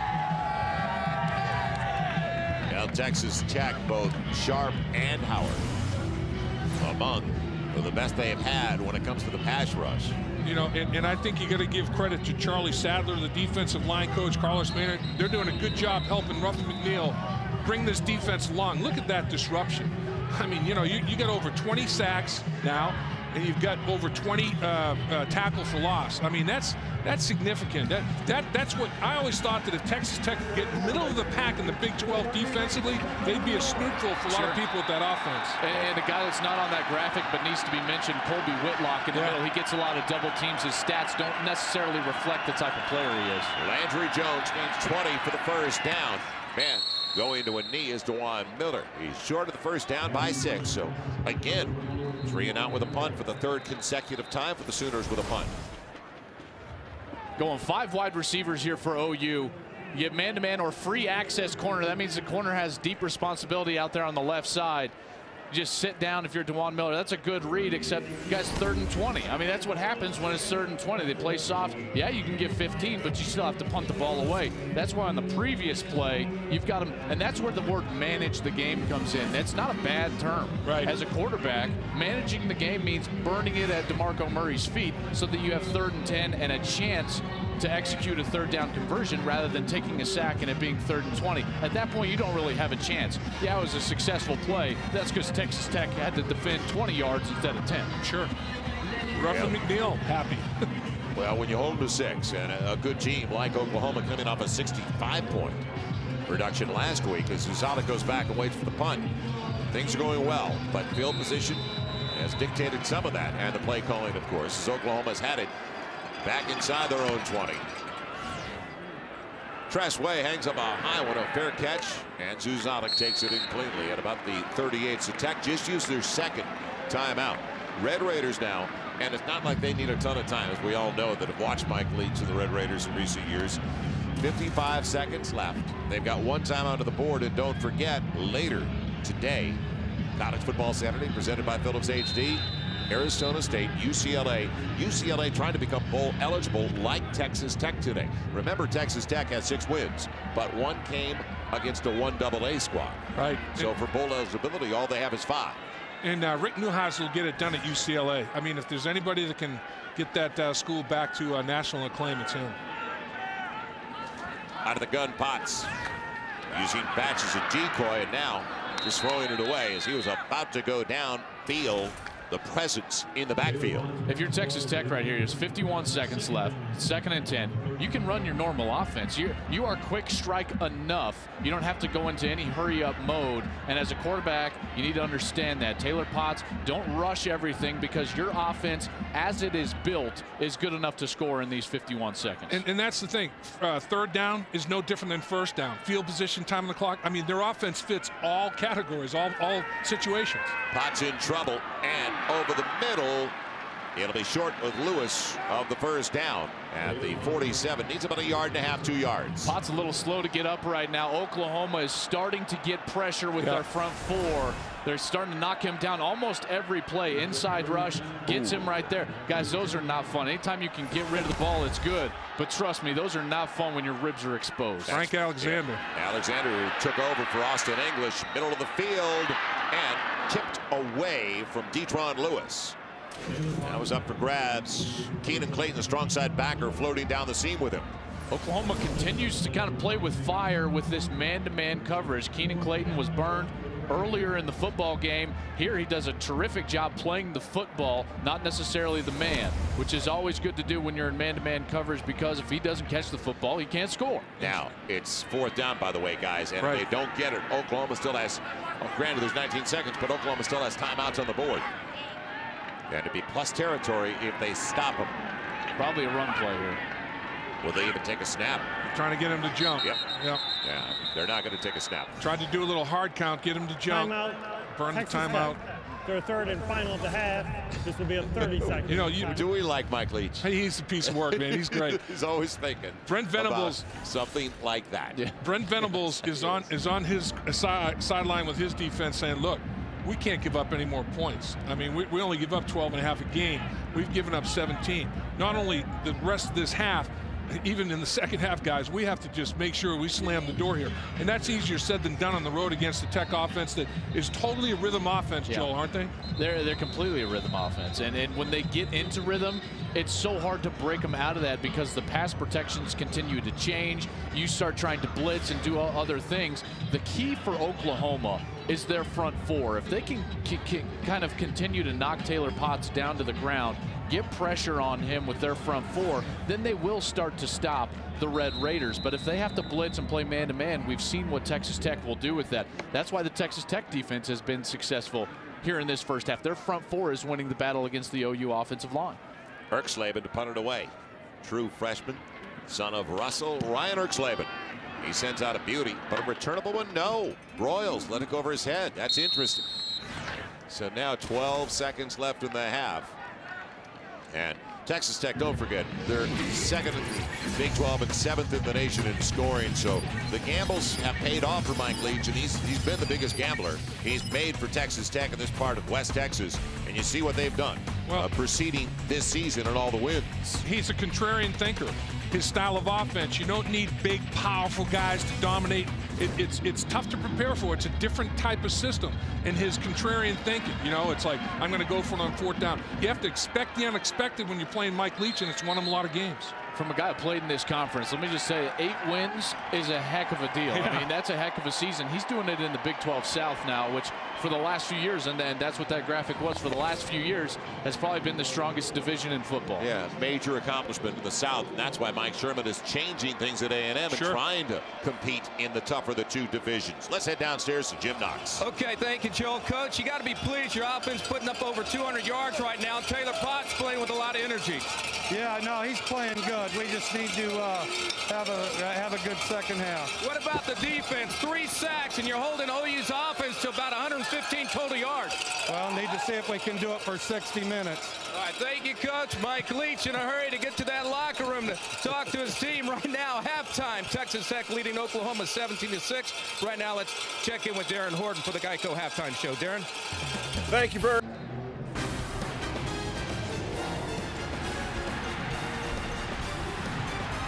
Big 12 college football Saturday continues from beautiful Lubbock, Texas, as the Oklahoma Sooners trailing on the road now by 11, 17-6. Joel Myers, Joel Klatt, Dave Lapp, welcome back once again. Real good start for Texas Tech offensively. Taylor Potts in particular, maybe the biggest surprise though, holding Oklahoma coming off 65 last week to only 6. Only 6. They were 1 for 8 on 3rd down. Texas Tech had 6 tackles for loss, 2 quarterback sacks. They won the battle of the trenches. But Joel, you talked about Taylor Potts in the open. What do you think of his play so far? Well, I thought he was confident. I thought he did a tremendous job all first half, especially with the early throws. He went short, started beating the man-to-man coverage, and then later in the half he started throwing some beautiful passes over the middle, including one to Austin Zuzelik for a touchdown over Keenan Clayton. They got it started with Torres there on the long run, getting him down there for their first touchdown. But Taylor Potts, his confidence, guys, that's what I love about him right now. He's a guy that's going out there and throwing with tons of confidence. And as I talked about, you know, look at Tech is averaging over 6 yards a play. Oklahoma just over 3 yards per snap, not per rush, per snap. 3rd downs. Look at that kind of a number. I mean, really, Texas Tech offensive and defensive lines had a much better half than Oklahoma's offensive and defensive lines had. And I don't care what you say, what offense you run, you got to compete in the trenches, and Tech certainly has. That was our Harmony stats at the break. We are ready to go in the second half. It'll be Moses Madu and Dominic Franks. Man, with a stiff wind in his face. Out of the end zone. Great kickoff by Donnie Corona once again. Our Geico eyes on coming in. And a nice start for Brian Duncan. Yeah, Brian Duncan was all over the field. 5 solo tackles and a half. I mean, that dog will definitely hunt. As we mentioned, as a team, 6 tackles for loss, 2 quarterback sacks. I mean, the pressure was consistent. Landry Jones never got comfortable and cozy in the pocket, guys. Duncan came in, leading them in stops. He's been a catalyst in the first half. Landry Jones out of the gun using Murray as a decoy, and he's got his man over the middle. It is complete. And going for a first down across the 40 is Ryan Broyles. Brought down by Cody Davis, the free safety. That was a bullet. And good protection to start out with. Landry Jones did not get a lot of protection in the first half. That's what led to those punts. They did get down inside the 10-yard line. The field goal, though, Dave, I talked about that. Not getting in the end zone was actually a momentum boost for Texas Tech. Right. Good pocket protection. Inside throw. We thought it was going to be outside. Tennell can't hang on. Jamar Wall on the coverage. And the leaders over the first 30 minutes of play, you saw those last 3 drives, 3 snaps and a punt. Well, not much offense from Oklahoma. No, really not much offense at all, and that's a tribute to the Texas Tech defense and what Coach Ruff McNeil and his staff on that side of the ball have done. It's a good throw this time. Broyles spins his way to a first down to the 45. So a strike, and we head downstairs for our free creditreport.com sideline report with Jim Knox. Knox 8. Okay, thank you, Joel. Bob Stoops didn't seem too worried coming out in the second half despite his team down by 11 points. He did spend a great time talking to Brian Jackson, his cornerback. He's just telling him, don't take your initial first fake. It's going to be interesting, guys, to see if the Sooners continue that man-to-man coverage here in the second half. We'll see. All right, Jim. Quick pitch, about 4 for DeMarco Murray on first down. And you know what was interesting? In the first half, Broyles had 2 catches for 21 yards. Come out right away, get the ball to Broyles twice. He's the leading receiver as a quarterback, Joel. I mean, you got to comfort with that guy, get him the rock. Well, and he's a playmaker. So you know when you do get the ball in his hands, he's got the ability to take it to the end zone. And OU needs a spark. Who better to provide that than Ryan Broyles? So trying to make a statement of this opening drive, and again, Landry Jones keeping the play alive and out of the reach of Tunnell. A little contact, but Tunnell created some of that contact against Jamar Wall. Yeah, he pushed him to get final separation. If this ball had been completed, you wonder if it would have been called, because a little dice, a little double move, a little stop and go, little contact there. Then there's the second separation. That's the one that I saw at the end, and the ball uncatchable, overthrown. The official already signaling incomplete. Bob Stoops felt like Tunnell was impeding his progress earlier in the round. Oklahoma just 1 for 8 on their third down drives. Jones on a double clutch, buying some time, but not enough. But lost the ball. Sharp's on top of the situation, and finally it is covered by Oklahoma. So Brandon Sharp busting up the play again. 2 sacks for Sharp now. And he looks like he's slow to get up. I don't know if he fell on the ball awkwardly, but he gets a strip sack and not the recovery. Just fall on the football. Right. Don't get up and try to pick it up. Fall on it. As a result of not just falling on the football, man, that's too bad, because everything was there for Henley. Just fall on it. And as a result of him not doing that, Oklahoma falls on it. Ray John Henley did have the football. And Jones had the right instinct. When you pump and don't throw it, you got to get out of the pocket. You're just not quick enough to get out of the way of Brandon Sharp. Tress Way hangs up a beauty, a high one.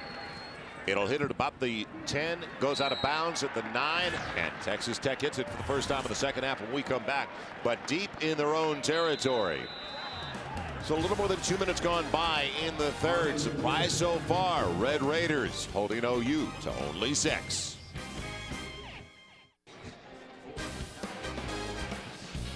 Big 12 College Football Saturday brought to you by Geico, where 15 minutes can save you 15% or more on car insurance.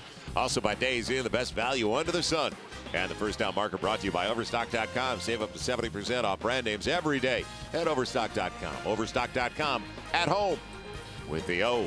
We are living large. Buddy Holly's hometown, Lubbock, Texas. Beautiful day for football. Spike Dykes in the booth earlier today, honored, presented a game ball, as Mike Leach with a win today overtakes Spike as the all-time winningest coach in Texas Tech Red Raider history. And right now they're up by 11. First possession of the second half. Taylor Potts in the offense. Little one underneath. Nobody accounts for Baron Batch. Look at him go. Outside of the 30. Bumped out of bounds at about the 46-47. Big gain. Throws it 5 and picks up 40. That works. Yeah, there's a mistake.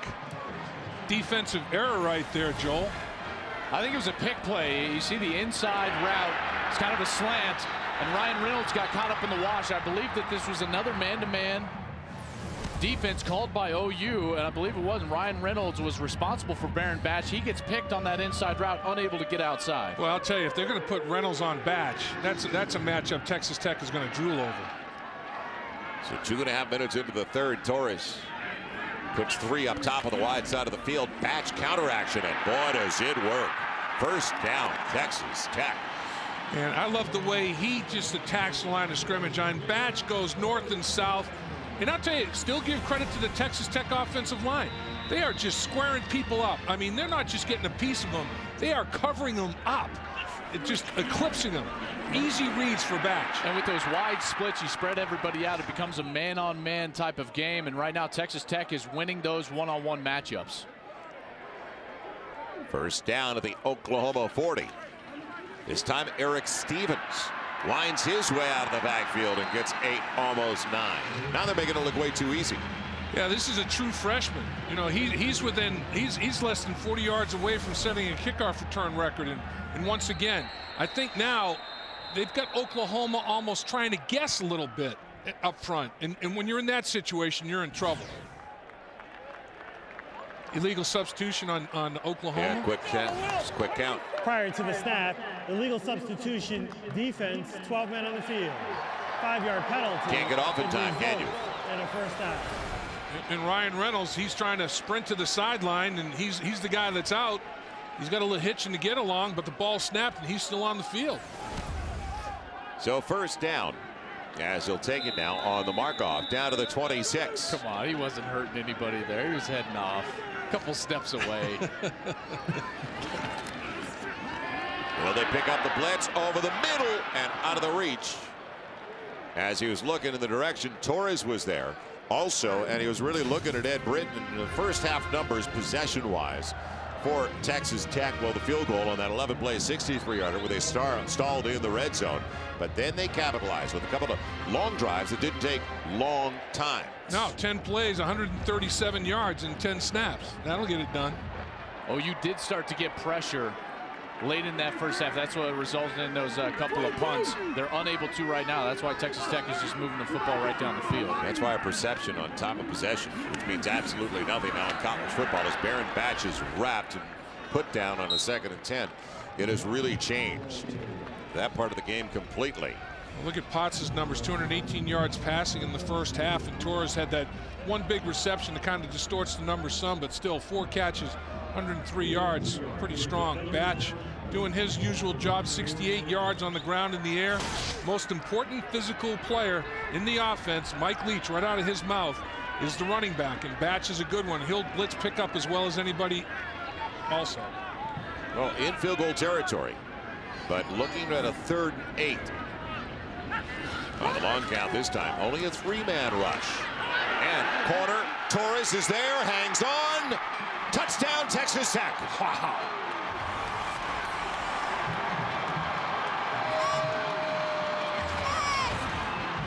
Looked like some type of double move route on the outside. Starts with protection. OU decides to only rush 3 defensive linemen. Taylor Potts has all day to throw. He's able to pump. And as soon as you can pump and you get the corner to bite, boy, that's an easy throw and catch right there. Texas Tech about to make it 24-6. How big a that window surprised me when you have 8 back in coverage. To have a window that big, that deep down the football field, that's where you get them, though, between corner and safety on the sideline. The extra point is good. That took a long time, too. Did it? 6 plays, 91 yards, 2 minutes and 13 seconds. So Torres, he's got the touchdown grab. It goes for 24 yards, 24. The operative number right now for Texas Tech.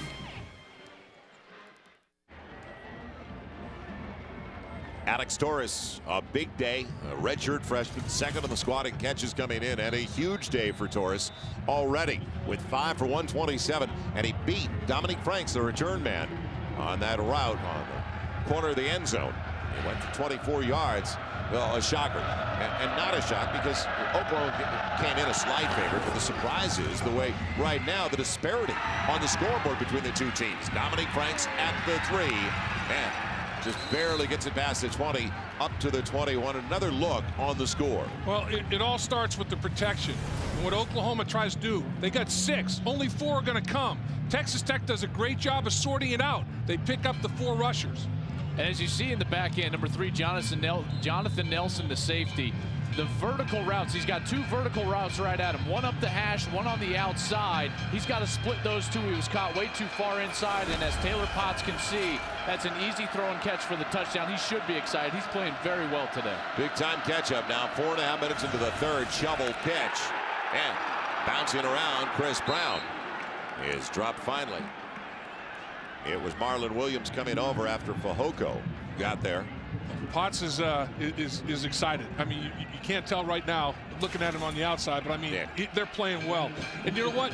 Mike Leach said the wide receivers have to step up. Last week against Oklahoma State on the road, they rode the bus, they warmed up, and that was it. They didn't play.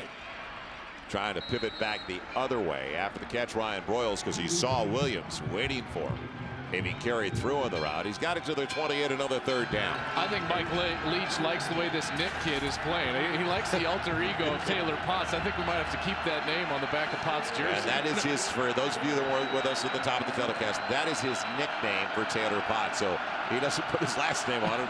The coaches call him Nick. He goes with Nick. Do you have to tell the NCAA you're doing that, though? I mean, what about that? Ooh, deflected and intercepted. Going the other way. Moore down the sideline.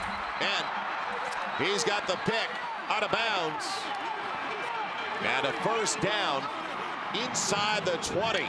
So it was well behind DeMarco Murray on the pick.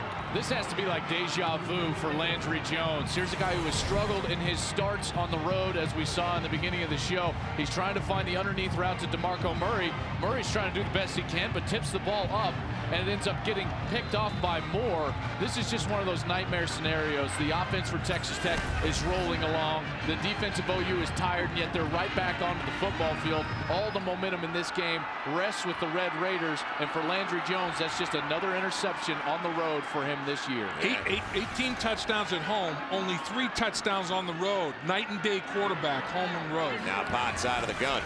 Quick one is low. And is it a catch? They say yeah, and it's a great catch at that.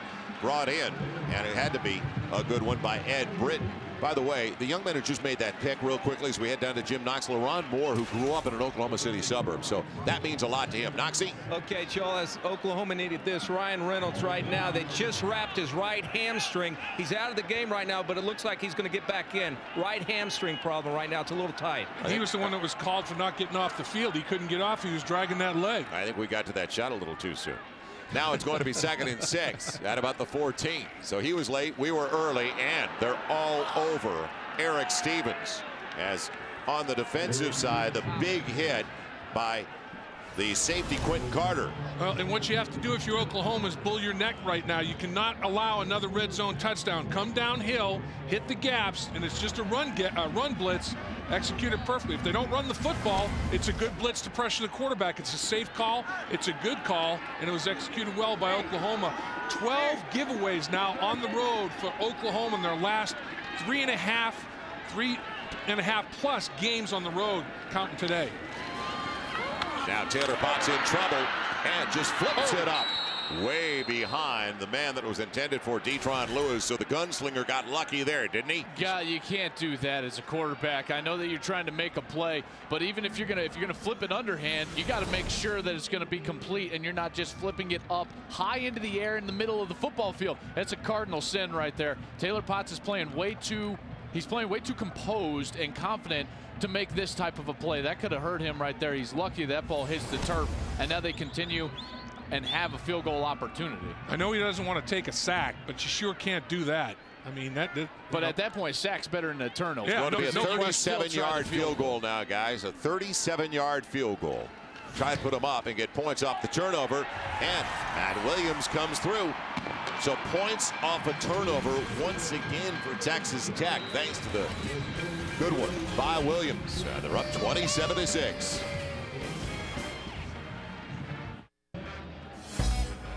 Points off a turnover, and now a 21-point lead as Land Rover presents the current BCS standings.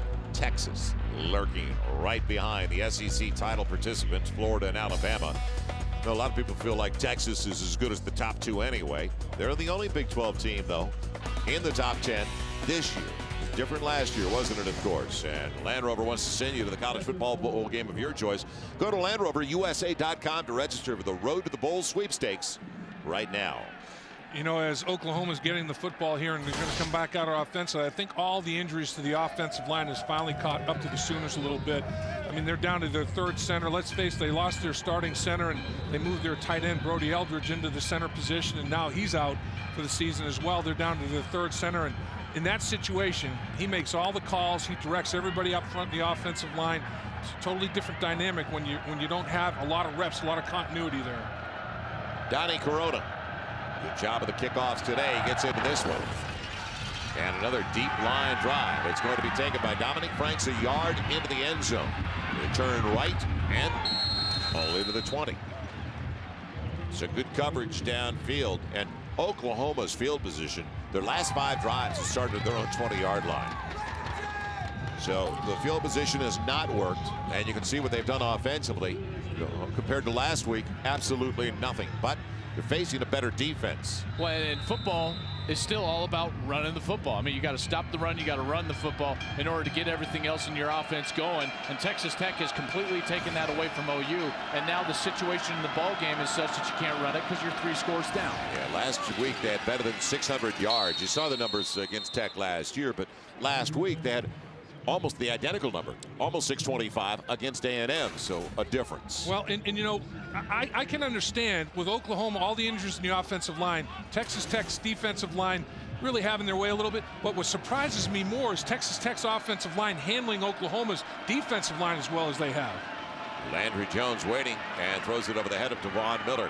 Nothing was available anyway on that side. It just bogged down completely, and it's going to bring up a 3rd and 4. Probably a good decision right there. You don't want to turn the ball over. The +30 for Texas Tech.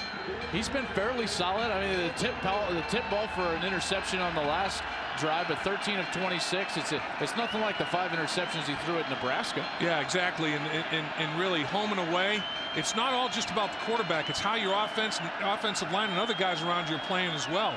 Last week he was 24 for 39, 392 with 5 touchdowns, and the high one, Broyles pays for it, doesn't he? Flag on the play. It's going to be a late hit as well, I believe, on Rajon Henley on the quarterback. Yeah. Personal foul, roughing the passer. Defense number 40 contacted the quarterback above the helmet. 15-yard penalty, automatic first down. You know, and he was so excited he got there. He led with the face mask to the helmet of the quarterback. And they're going to call that this year. I mean, anytime there's helmet-to-helmet contact, that's going to be called, even though it wasn't that vicious or violent. It was more of a forearm than anything else. So Henley hustles off the field. They slide the tight end Hannah in motion. First down to the personal foul, DeMarco Murray.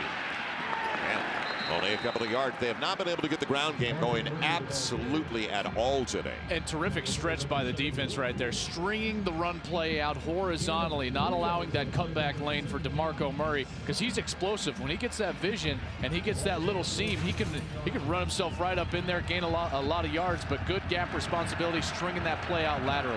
Oklahoma also capitalized on every mistake. In fact, on 4 A&M turnovers, they turned them into touchdowns last week. Now, misdirection going the other way, and out on the edge, tall throw, and off the fingertips of Ryan Broyles. I think the story of the game today is the Texas Tech defense. And Ruff McNeil right there, the defensive coordinator, he's got a great defensive staff working with him. Charlie Sadler doing a great job, obviously, with the defensive line. 33 quarterback sacks coming into today. They have 2 more. Give them 35. Oklahoma has 1. They're now leading the Big 12 with 35 quarterback sacks and numerous other pressures. They're getting after it. So 3rd and long, Landry Jones, and Tennell will get the first down, but did he push off to get that kind of space because the defensive back hit the deck? Yeah, I think there's OPI. Either he pushed off, there was a pick that was real big that sprung him. Well, the D-back was down. We know that much because he was wide open. Will Ford, the nickelback, was in there, and yeah, he was down on the ground. You got to think this was a push-off offensively. Pass interference, offense number 8, 15-yard penalty, still 3rd down. Will Ford, originally an Oklahoma signee, and he got smoked, went down to the ground, got right back up, tried to get back involved, but you can't push off like that to get that kind of separation. And again, what type of situation do we have here? You can complete a great pass if you're Landry Jones for 12, 15 yards and you still don't get a first down. This is pin your ears back territory for the defensive line of Texas Tech. And with Brendan Sharp up there, I would not want to be Landry Jones right now. Let's see if they rush more than 3. That's what they're showing right now. I also wouldn't want to be Corey Brandon blocking him. 6 minutes to play in the 3rd. Ton of time. And off the hands and body of Tennell. Well, he tried to thread it through there. Wall was in on the coverage. Corey Brandon did a pretty good job. Just kind of caught him a good bit. in good protection, tries to, that's, you got to catch that football. When the quarterback puts the ball right there, you know, I know that's got to be frustrating when you throw a ball like that, Joel, and you guys don't come up on the other end. Extremely frustrating, and in third and long situations like they just had, those are frustrating. Adrian Tennell, though, 4 plays today. I thought he could have made for the Oklahoma offense. That's been big. Missed plays as much as made plays can hurt you or help you in this game of football.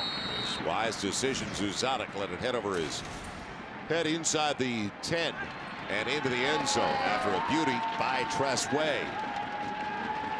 Well, congratulations both ways. Look at the Big 12 cross-country championships for the men of Oklahoma State, the women of Texas Tech. And they also advanced the NCAA cross-country championships now. Sooner men, second place finish, Midwest region, finished second to rival Oklahoma State. Oklahoma State, the current men's cross-country champion. And overall, 4 Big 12 women's teams, 5 men's teams advance to the national championships that are going to be held next week in Terre Haute, Indiana. So congratulations to all the schools that are going to be there participating. That was my best sport in high school, cross country, Joe. It wasn't a 40-yard dash cross country. My goal was to finish a 40. And how many days did that take? It was on a sundial. Baron Batch. It was on a sundial. Takes it for about 6 on first down. Maybe the biggest surprise, because it's not expected, Texas Tech is running better than Oklahoma today. Over the middle, Zuzanek avoids a big hit from Carter, the safety, and gets the first down across the 35 to the 36, brought down by Lewis. The wide receivers for Texas Tech have just flat made more plays than the wide receivers for Oklahoma. The protection has been there. The offensive line of Texas Tech giving Taylor Potts all day long. He's made several great decisions. This one, a terrific ball over the middle, and Zuzanek holds on as he gets popped, but continuing to move the chains, and now the running game becomes so important as you try to dwindle the clock down. Double move. No. Trying to come back the other way to Torres. He looked over to the sideline, used it as a decoy because he had 2 in that area, and went inside to Torres. Well, Joel and I were talking at halftime, Joel Myers. Joel Klatt and I were talking. Get your Joel straight, will you? Yeah, it's almost like we had the Colorado State game to start the season. Colorado State's offensive and defensive line beat Colorado at the line of scrimmage. It starts up front. Today, Texas Tech's offensive and defensive line are winning the battle. It's what's up front that counts, boys. It'll be 2nd and 10 now for the Red Raiders. Batch, and I talked about the run. Batch coming out of a leg lock. He manages to get the first down to the 46. And there's no better feeling than this when you're an offensive and there's a flag, a little taunting, a little mouthing, a little something going on. A little too much or whatever, but when you start to be able to dominate the line of scrimmage and impose your will like this, there's no better feeling.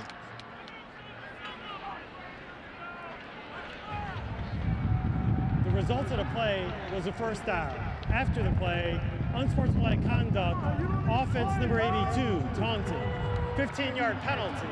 It'll be 1st down and 10 after enforcement. Dad's not going to like that, Adam James. No. Yeah, Craig James is not about that. Yeah, no, not at all. So Adam James, we like his dad a lot.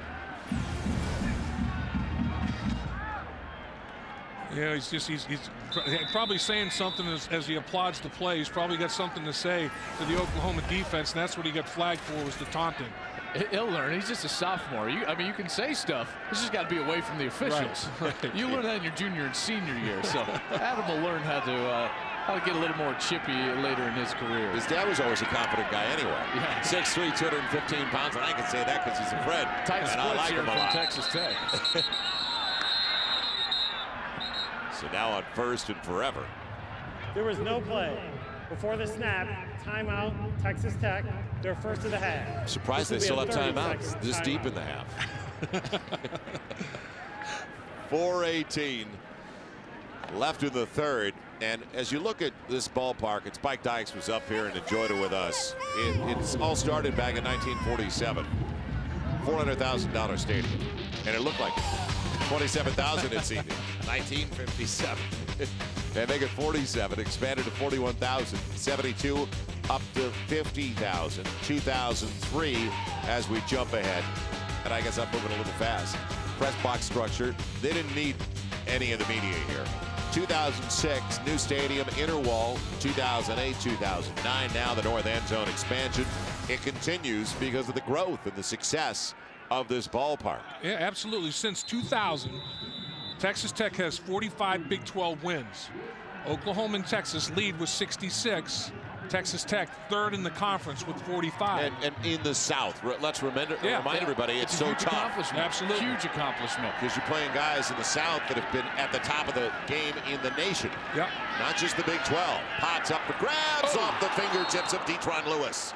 Boy, oh boy, and that was backpedaling. That shows some arm strength. It does, and it shows some great anticipation as well, because Lewis was actually running more towards the sticks and not deep where Potts threw it. But as Potts sees him break loose, he tries to lead him down the football field. And Lewis, being the savvy player that he is, he takes off for it just over his fingertips right there. That was almost a huge play. The reason he had to backpedal, Gerald McCoy was in his face. I'd backpedal too. McCoy was coming at him. He was closing on him quickly. That'll make you backpedal. Swindoll, the motion man.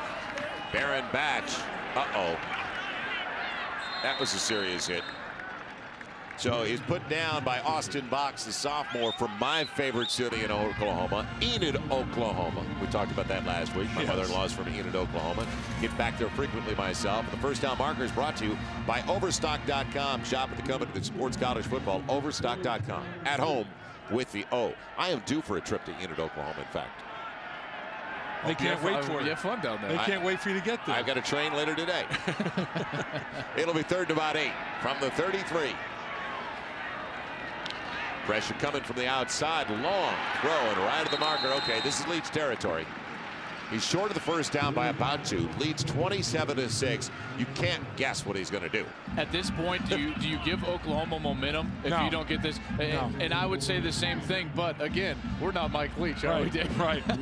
I mean, but he has so much confidence in his offense. And when you have the guys that do the percentages and spin the numbers, I mean, when they actually did that with Bill Belichick's decision, 79% better chance to win by doing what he did than punt the football with 73%.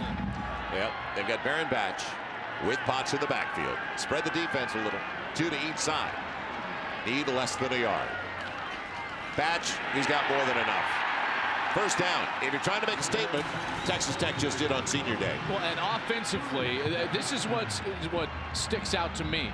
None of them even looked like they were going to come off the football field. Right. They all expected to go for it. When it's not out of the ordinary, you're just running your offense. A nice pull there from the center, and then Baron Batch, he showed us physical run game all day long. And here's some even more bad news for Oklahoma. Gerald McCoy getting tended to, going to come off the field. Oh, well, when he made the tackle on the players, he made the hit. He got rolled up from behind. And McCoy, he's marvelously conditioned. A big guy like that plays 80 snaps. He wants to run off the field. He's saying, I'm fine. I'm going to be coming back. But 2 things. Mike Leach had confidence in his offensive line to get the surge. And if it didn't work out, he had confidence in Ruffin McNeil's defense to say, you're not going to give anything up to Oklahoma heaven all day long. Big picture, he's got confidence in those 2 areas, his offensive line, the way his defense is playing today. Plus, you got 4th and 1, and you've averaged 6.5 yards per play today. So, you got good percentages right there. They pick it up, a little chip by the running back, but it doesn't go for much. In fact, right at the line, the grab by Zuzatic. Well, let's tell you all you need to know. Snaps are almost identical. It's 58 for Texas Tech compared to 51 for Oklahoma. Texas Tech, 376 yards of total offense. For Oklahoma, 162. And remember, the defense that was ranked in the top 10 in 9 different categories was the Oklahoma defense, not the Texas Tech defense. And Ruffin McNeil said the defensive line has to attack the offensive line for Oklahoma. That is where we're going to get our energy from. And he hit it right on the money. His D-line has set the tempo. Taylor Potts changing the play, shifting Batch. It'll be 2nd and 10. Underneath, Torres could grab in front of Franks, but he's nailed immediately right at the midfield stripe. And Gerald McCoy, fortunately, coming back, a guy who's an All-American as far as I'm concerned this year. The most experience up front, 37 consecutive starts. Here's how he went down. And here he is right here. Watch, he comes off the block, makes the hit. Now, stepped on the foot, body's rolling on the back of him. That's where you get leg injuries, and he was able to get his foot out of there. That's his own man. That's friendly fire. It was Austin Box, the linebacker, unintentional, of course, on the back of his legs. So it's going to be 3rd. More than 5, almost 6. Blitz off the edge, and underneath, the grab is made for a first down. What a day by Lyle Leong as well, the junior from Abilene. They're like clockwork. As soon as they see man coverage, they run the pick routes. We're going to see the crossing routes from the wide receivers, and Leong does a great job getting the rub off the slot receiver, and his defender has no chance to follow him at that point. Taylor Potts sits there, easy pocket, deliver the ball on the frame for a first down. Precision, timing, that is the Texas Tech offense, and that's what they're all about. Good basketball pick play. Baron Batch ripped down inside the 35 to the 34, so a little pick and roll. Basically, a little pick and roll. You know something about that. Yeah, I mean, he washed out the defender completely, the other receiver, and now it's going to be another first down. The tempo picking it up, of course, as Torres gets another grab. He's already got a career high in receiving today, at least yardage. That's his 8th grab of the game for 148. What a breakthrough game for the redshirt freshman from El Paso. And it's, you know, it's no secret. They got above 60 plays. They've run now 63 snaps, Texas Tech has. As soon as that happens, the tempo picks up because the defense starts getting extremely tired when they get above 60 snaps. The productivity of defenses above 60 snaps and below 60 snaps exponentially different. And Torres, he's unbelievably effective. No errors, excellent hands, transfer from Air Force. They can count on him. He's reliable, accountable. He's having a day. Well, the day belongs to the seniors and the Red Raiders of Texas Tech at home in Lubbock. Through 3, all Texas Tech on top of Oklahoma 27-6 as you're watching Big 12 College Football Saturday presented by Phillips HD.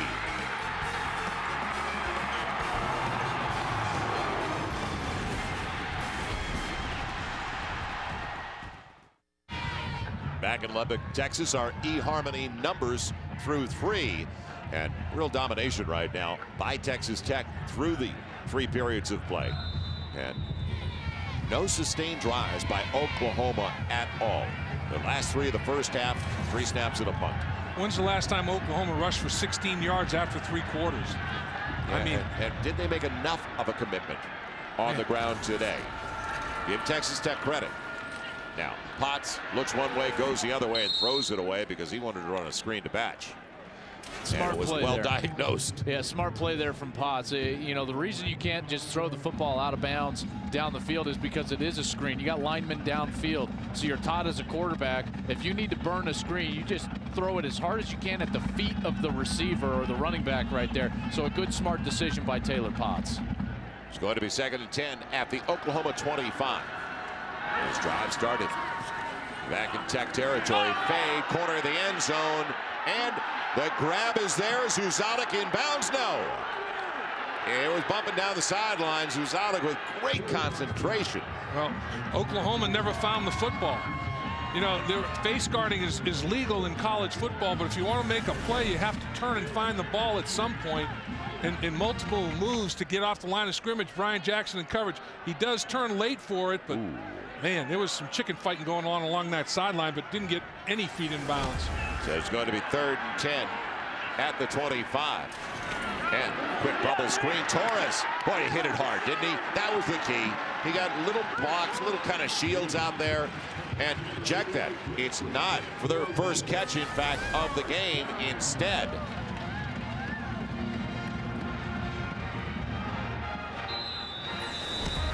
just an outstanding, it's basically like we talked about, one of the best screen teams, if not the best in the nation.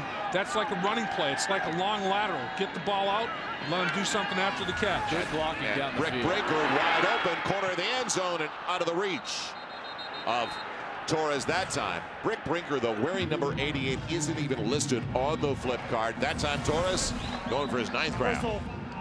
Chop block. Offense, number 51 blocked an opponent low while his teammate blocked that same opponent high. 15-yard penalty. It would have come back anyway then, as they called it on the center. Is Rick Brinker a brother of Hans? But look at you talk about getting airborne to make a deflection. Man, and that was some serious hang time. That was some hops by Clayton and some serious hang time. So Oklahoma came in, and this is coming up a little bit later today on our College Football Saturday doubleheader. In fact, about 40-45 minutes away. UCLA trying to become bowl eligible at the Rose Bowl today. Matching up with Arizona State. Boy, it's a Pac-10 deep this year. And as is Texas Tech getting bowl eligible today, it looks like. Now Potts underneath. And the grab made by Swindoll, his second. I love this play. You got 1st and 25. As a quarterback, I just want I want a few chunks so that at some point down the road on 3rd down, I've got a manageable situation. 3rd and 8, 3rd and 7, somewhere around there. Take what they give you. Managing the football game. Taylor Potts has played within himself today. He's played confidently. Has he missed some throws? Yeah, he's missed some throws. But overall, I think he's playing a terrific football game. And with that completion, he is 29 of 46 for 344 with a couple of touchdowns. Now on 2nd and long, this will seal over to the left side for Baron Batch. Look out, he's gone. Touchdown, Texas Tech.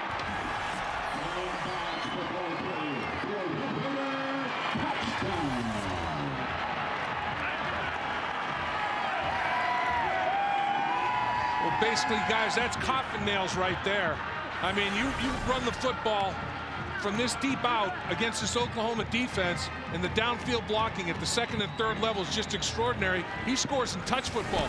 Nobody lays a fingernail on him. That's physical domination. And that play right there is a microcosm of the game. And right now, Texas Tech hanging 34th point coming. When's the last time you saw a 7-minute drive from Texas Tech? That's exactly before what they Mike Leach needed. got here. That's exactly what they needed. 4th quarter of a 3-score game. Baron Batch with a 21-yard touchdown run, and Tech by 28.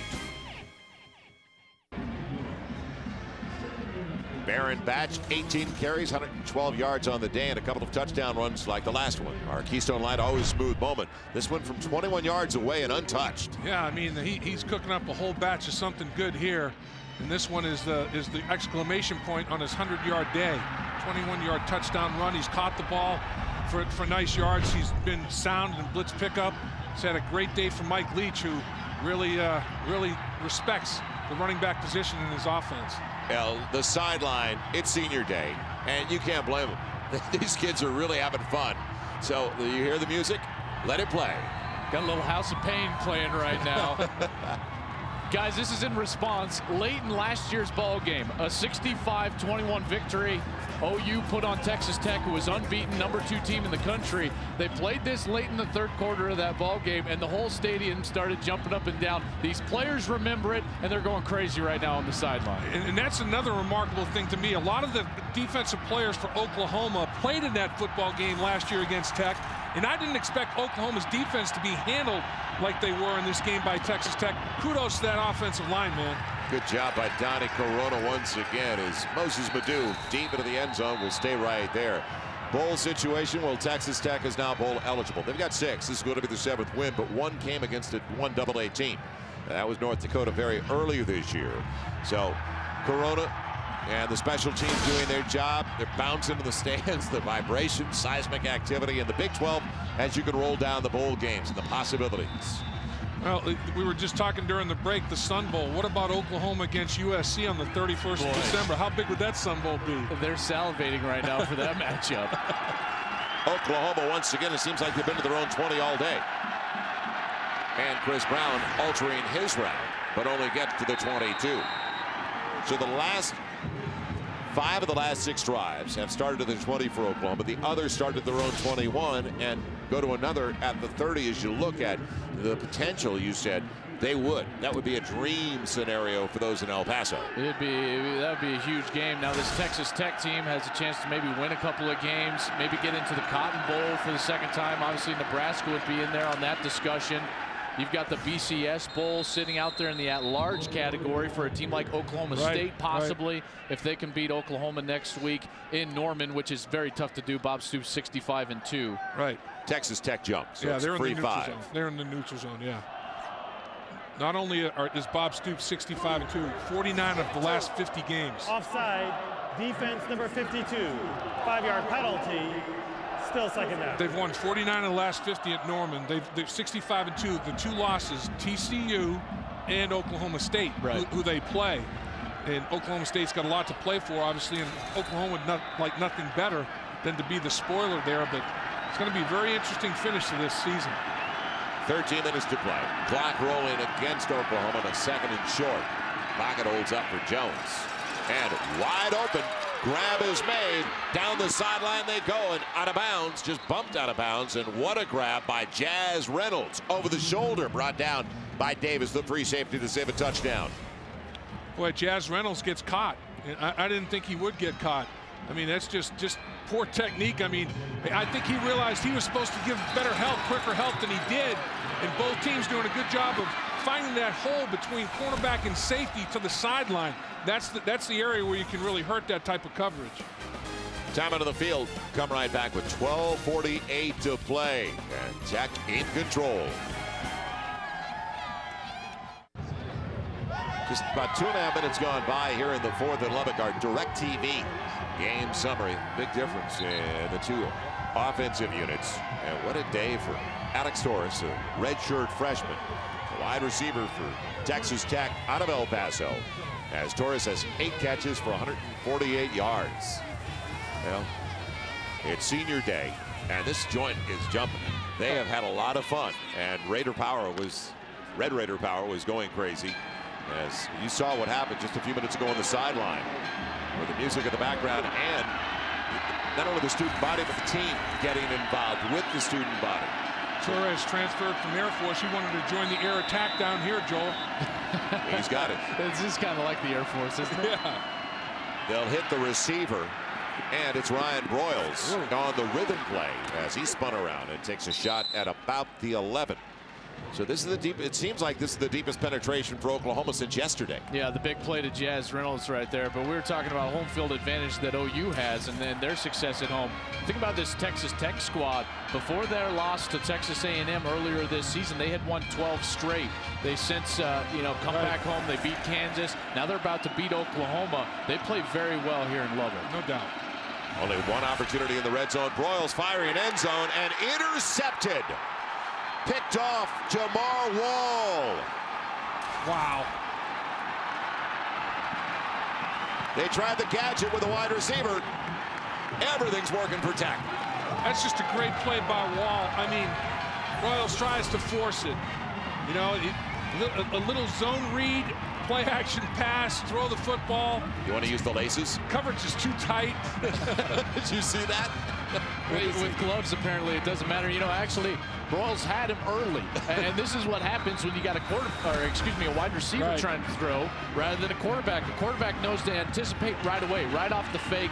Get your head up, try to anticipate that back corner throw. Broyles tries to get on the outside and make a play and try to force it in. Result, interception. Texas Tech is going to come out here and try to run a bunch of clock off in this drive. He had Rattery. He had the tight end big time. Underneath. Short gain. It's complete. Well, how often do you throw the football without using the laces? Me, never. Right, that's the point. He didn't wear gloves on his throwing hand, though. I didn't have gloves on either. Oh, that's true. Right. It was classic. Here's a little extracurricular after the fact. There's the throw. He throws a nice little tight little spiral with those gloves, but man, no shot. I mean, that was just easy pickings right there. It'll be second. Jamal Wall was saying, please throw. Yeah, please throw it. Yeah. Clock moving against Oklahoma. Barrett Batch took a lick at about the 28. Well, there's got to be, is it something in the air, Thunderclap Newman? Is it's something in the water? Because this is going to be the 3rd consecutive trip. 2005, 2007, and this year, all losses for Oklahoma coming to Lubbock. Well, I think this season, Oklahoma now, this is the 4th straight road game. This will be 13 or 14 turnovers that they've had on the road in those last 4 games. You just can't give the ball up like that. Torres, career day, but he's only a redshirt freshman. He's got a few ahead of him in this offense. And he's got his 9th grab. Big day spreading the ball around for Taylor Potts. A lot of guys getting in the mix. You knew Batch was going to be in there, but a couple of guys who we maybe didn't expect to get a lot of catches. Torres and Zuzelik in there, 4 catches for 40 yards and that touchdown for Austin Zuzelik. They're doing a nice job spreading it around. That's what's so tough to defend Texas Tech, is you know that it can go to any of the 5 eligible wide receivers on the football field at any given time. Adrian Taylor's the injured Oklahoma Sooner down in the field. Hopefully he'll be okay.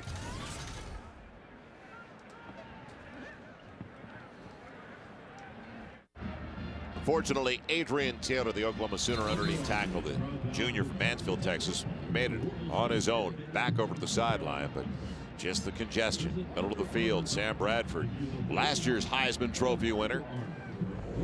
And who's it going to be this year? And as you look at these, and there's really good candidates this year, isn't it kind of a shame that it's not glamorous enough on the other side of the line? And Ndamukong Suh, guys like that have had unbelievable years. I think if they win against Virginia Tech and possibly Iowa State with what he did against OU in that game on national television, he probably would have been in New York. I don't know if he would have won the award. But when I look at those guys, two guys with late speed, Dave, I look at Gerhardt and Colt McCoy. And those two guys playing their best football in November, that's when I think the Heisman Trophy is won. I agree. I think you position yourself for the votes in November. Make a big statement before Thanksgiving. Brinker on the move, but quick hitter Baron Batch on first down to keep the clock moving. And now a couple of guys that make it a threesome on the watch list for the Camp Award. I just mentioned Suh along with Colt McCoy and his running mate at wide receiver, Jordan Shipley. What a year he's having. How about those two dads of those two? I mean, they went to college together. Abilene Christian, the two fathers did. Those kids have known each other forever. They were roommates. Now their sons are roommates. I mean, what a story that is. They play like it.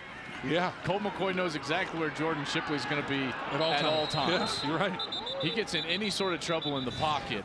And bang, the ball comes out to Shipley. Flag down. Adam James took himself Personal down foul, a little bit. Unnecessary roughness, offense number 67, leg width, 15-yard penalty, still second down. That's the senior from Waxahachie, Marlon Wynn, most experience on the offensive line.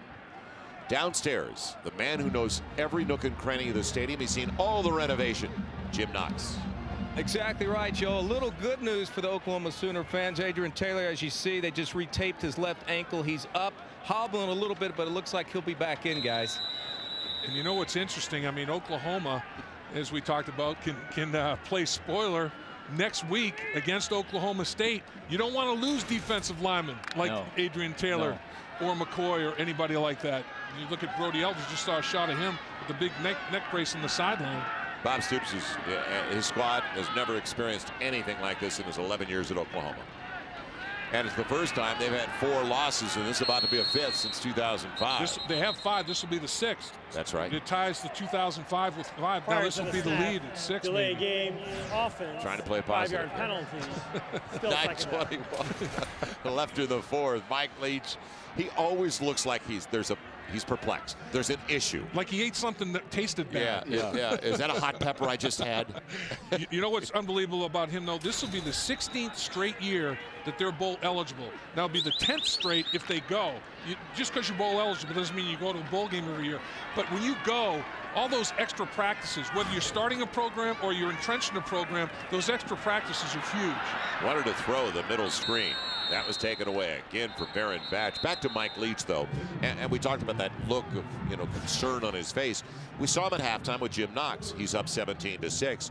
He, like most coaches, it's only 30 minutes old. I need to see 60 before I'm convinced. Illegal shift, offense, 2 men moving, did not reset prior to the snap. That penalty is declined. 3rd down. Well, we're in Northwest Texas, but we're not near the Canadian border. Right. But back to Mike Leach, what he's done over the 10 years here, picking up on what Spike Dykes started here. It's a pretty amazing accomplishment for those of you who have not been to Lubbock and now to see the facilities here. Well, he talked about his team offensively being explosive but inconsistent this year, and he wanted 60 minutes out of it. Beating Oklahoma like this, he's getting 60 minutes out of this football team today. That's what he asked for at the half. Can we do it for 60? Looks like they might. They scramble about 5-6 yards once again for Baron Batch, the junior from Midland. Let's not hand him those 60 minutes just yet. It's been a little bit sloppy on that last series, and when you get a big lead like this, sometimes that concentration, guys, goes out the window. Taylor Potts doesn't see the play clock dwindling down. They take a delay a game and then men in motion because the quarterback doesn't understand that he's got to have everybody set before he kicks a motion and snaps the ball. So get sloppy a leg whip on your offensive line. All sorts of stuff like that. They do have 467 yards in total offense against one of the best defensive units we have seen this year. Erxleben into a breeze. Man, fair catch called for and taken in. by Broyles. And back inside the 40. So here we go. Sooners get it, but they continue to celebrate in Lubbock.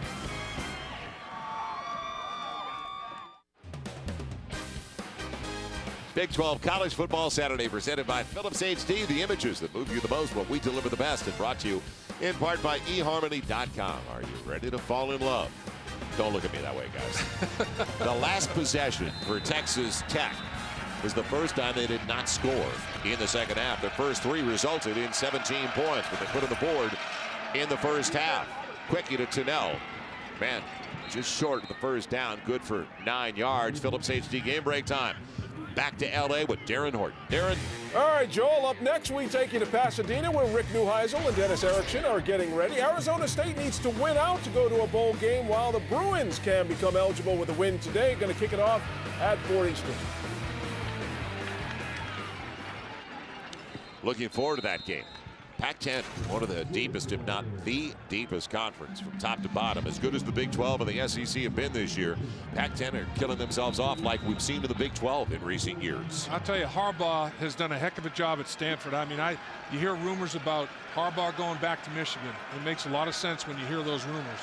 Especially with that power running game. Yeah. I mean, Gerhard and Andrew Luck, the young quarterback, he's a special kid now. I think he's going to be one of those first draft pick in the NFL type of guys. Landry Jones, man turned in Jazz Reynolds. It went out. So now it's going to bring up second and long. And the first down marker brought to you by Overstock.com. At Overstock.com, our award-winning customer service will make you feel at home with the O. And the O has definitely been missing today for the Oklahoma Sooners. 14 first downs compared to 27 for Texas Tech. Game has been controlled by Tech since the beginning, and Wall thought he had another one, trying to dive back off the fingertips of Tunnell. There have been a number of drops for Landry Jones today. Yeah, they're having the old throwback uniforms honoring Bud Wilkinson's fast break offense in 55 and 56. I know you don't uniforms don't win you games, players do, but have not been a great performance in these throwback unis today for sure. Good look though. Yeah, they have a nice little sleek look to them. Now on 3rd and 10. Tunnell, can he hang on? Wow. Broyles rather. Broyles, he'll not only hang on, he'll take it in. Touchdown, Oklahoma. Taunting, he's flagged. He started taunting from the 5-yard line in. High stepping, taunting. All you have to do is look at the scoreboard. There's no reason for it. Yep. You're down by 28. I mean, and that's not what Bob Stoops is all about. No, it happened in the Kansas State game. He got a touchdown nullified, and there was a couple of penalties, and one of his was taunting, and he did it again. Bob Stoops is not going to like it at all. Offense number 85. The touchdown is good. The 15-yard penalty will be enforced on the kickoff. I mean, he makes a great play, and the Texas Tech defenders collide. They knock each other off of the tackle. Great throw. And tight window.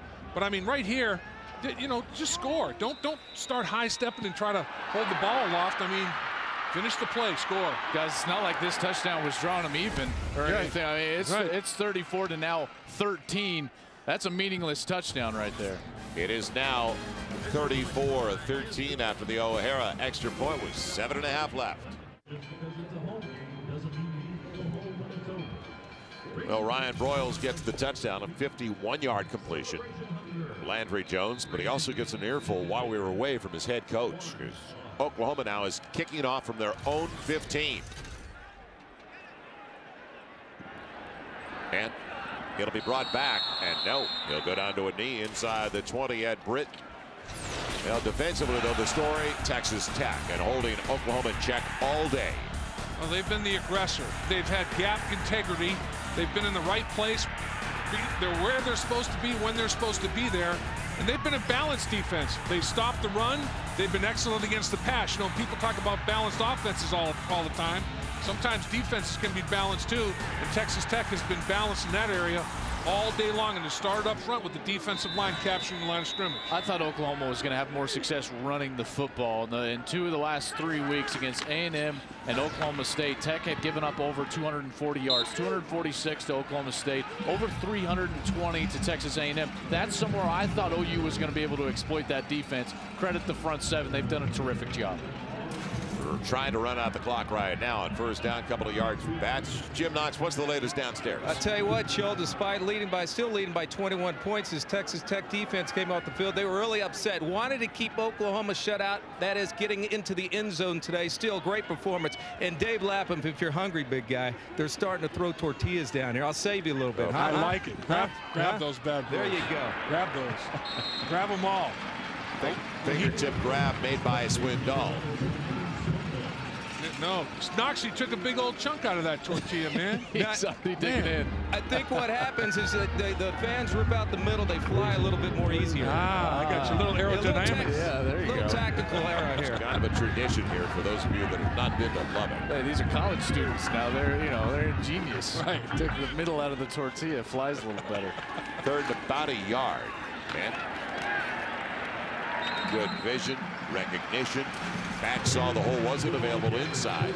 Jogged outside of his tackle. And Barron Batch has the first down on his 23rd carry for 130+ yards. But Ruffin McNeil's group, definitely the story against a solid offensive unit of Oklahoma. Well, he said, the last couple of games since the A&M game, players are playing with better tempo, technique, fundamentals, and all that. Instead of playing 8 or 9 guys doing their job, all 11 are. And they stepped up for him because A&M hung over half 100 on them. How do you explain that? Here, they came here and hang over half 100 on this defense, and look how they're playing today. Yeah, that was one of the bigger surprises, though. 52 on Tech here by A&M. And if they don't kind of stub their toe in that game, this would have been their 15th straight home win. Right. 14-1 with that A&M loss. They play, they play really well here in Lubbock. It's a tough place to play. Trust me, the crowd gets into it. The student section and their band's right behind the opposing bench. I think that the atmosphere is tremendous. Plus, this style of offense, you can't emulate it in practice, guys. So, when your defense is trying to get ready for Texas Tech, there's no way to prepare them, and we're seeing that today. Let's not take away from what Texas Tech has done running the football. Barron Batch has gone over 140 yards. The last time he went over 100 yards, he went 123 against Kansas, and he was the offensive Big 12 Player of the Week. Well, in our conversations with Coach Bob Stoops and Brent Venables this week, the first thing, might sound silly, the first thing you have to do is against Texas Tech, make sure they don't run the football on you. If they run the football, they can do everything. And they are doing everything today because of their ability to run the football successfully. First down. Yep. Eric Stevens scrambles his way to the 43. What was the biggest surprise to you guys this year in the Big 12? But when it comes to shocking wins, A&M here 52-30 or Baylor down 27-17 winning at Missouri, because those are the two biggest surprises to me so far. Well, I think you got to throw Iowa State beating Nebraska. Yeah, but Nebraska beat themselves to a certain extent with 8 turnovers. That's true.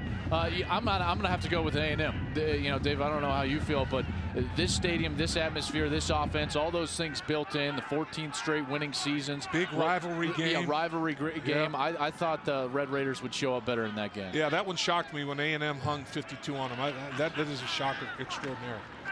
First down. And part of that, Joel, is because Missouri's been up and down.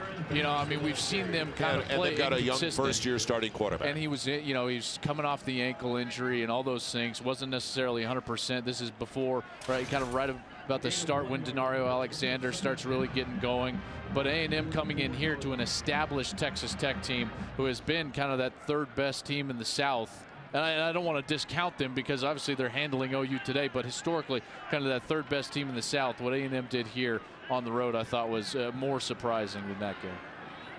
It's a second down and long.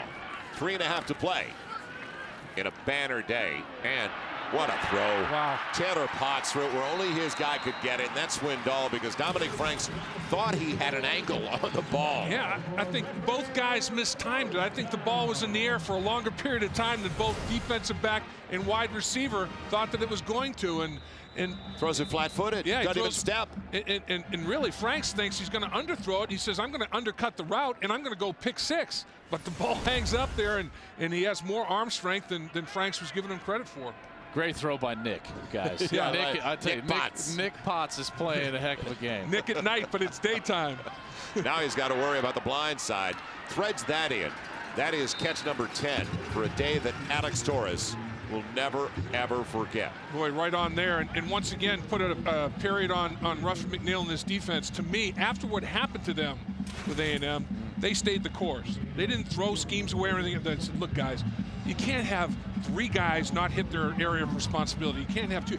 Have 11 guys do it. If you guys do what we tell you to do, and then he said the players started listening again, and they believe. That's tough for coaches sometimes to resell what had been working, and then all of a sudden it doesn't, and you have to show them why and say, look, stay the course, this is going to be fine. That's one of the great jobs a coach can do, you know, at any level, in any aspect of the game, is explain why. Okay, A&M ran for 320 yards, but it's because we didn't tackle well enough. We were in the right spot, but we didn't tackle well enough. And if you can sell that to the team, they buy in, they come out, they tackle better. We've seen what happened today with Texas Tech. Now, if you think they're having some fun in Lubbock right now, they are. Next week it's called Bedlam for a reason, and it's going to be here on College Football Saturday. It all starts at 12:30 Eastern, 9:30 on the West Coast, and it's Oklahoma and Oklahoma State. And Dave, we've done it a few times. We've been very fortunate to do a few times. Joel, you've seen it. You've been a Big 12 quarterback.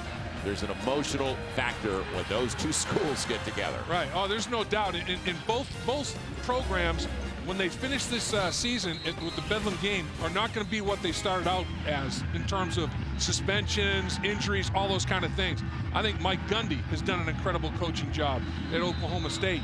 And this one is going to be special. And missing his lead running back most of the year. Yeah, let's face that. He's and they're 8-2-1 going into the weekend. Sure. And the roles are reversed a little bit. Oklahoma playing basically a one-game season, trying to play the role of spoiler. Yep. Oklahoma State now going to play their biggest game under Mike Gundy. Quite frankly, this is going to be the biggest game he's ever coached in, trying to get to the BCS in a year in which they had those lofty expectations coming into the season. You get Des Bryant not on your team anymore. Kendall Hunter goes down. Zach Robinson this week before the Colorado. You know, he had that huge run-in with Jamar Wall here from Texas Tech last week. Doesn't play Thursday night against Colorado. Yet you get your third-string quarterback in there. He's still able to win the football game. He's done a heck of a job. But this, let's make no bones about it, this will be the biggest game he has ever coached in at Oklahoma State. There's no doubt. And Zach Robinson sat out the game against Colorado, being from the state of Colorado, played his high school football there. His parents are there for senior night. His mother's, you know, emotional about it. You know, and Zach Robinson sits out the game to heal the concussion and to heal the shoulder to get ready for the Oklahoma game. So obviously this one is huge. Intentional grounding, offense number 15. The ball will be returned to the spot of the foul with loss of down. Well, first of all, there's a receiver, and granted it was over his head by a good 10 yards, but you can say the ball sailed on him. I like overall the composure of Taylor Potts all day long. And there's Zuzalik in the neighborhood, and he throws it over his head right there. Well, that's just a miscommunication. You know, Taylor thinks Zuzalik's going to go and break it upfield, which we have seen kind of the scramble rules for Texas Tech, take it deep, and it's just a miscommunication, and the officials thought that they ought to penalize him for that. I don't know. I mean, that's one of those deals where, as a quarterback, you're not trying to throw it away intentionally. It's just you're not on the same page with your wide receiver. Now, on 3rd and long, Stevens turns the corner, and he's got a first down. They can run out the clock now. Stop the clock as they knock him out at about the 15. How about the speed from Stevens to gain that edge? I mean, Dominic Franks is a terrific cornerback for Oklahoma, field corner. He just beats him to the corner, gets a first down. What a sensational run. Good-looking young player. He's a true freshman. This kid was on the yellow bus at the prom last year, and here he is playing against Oklahoma. I'm glad you didn't say it was the magic bus by the Who. Arizona State, UCLA, great Pac-10 showdown coming up next at the Rose Bowl. Beautiful day in Southern California today. Alex Torres, he's got a second and short after the grab.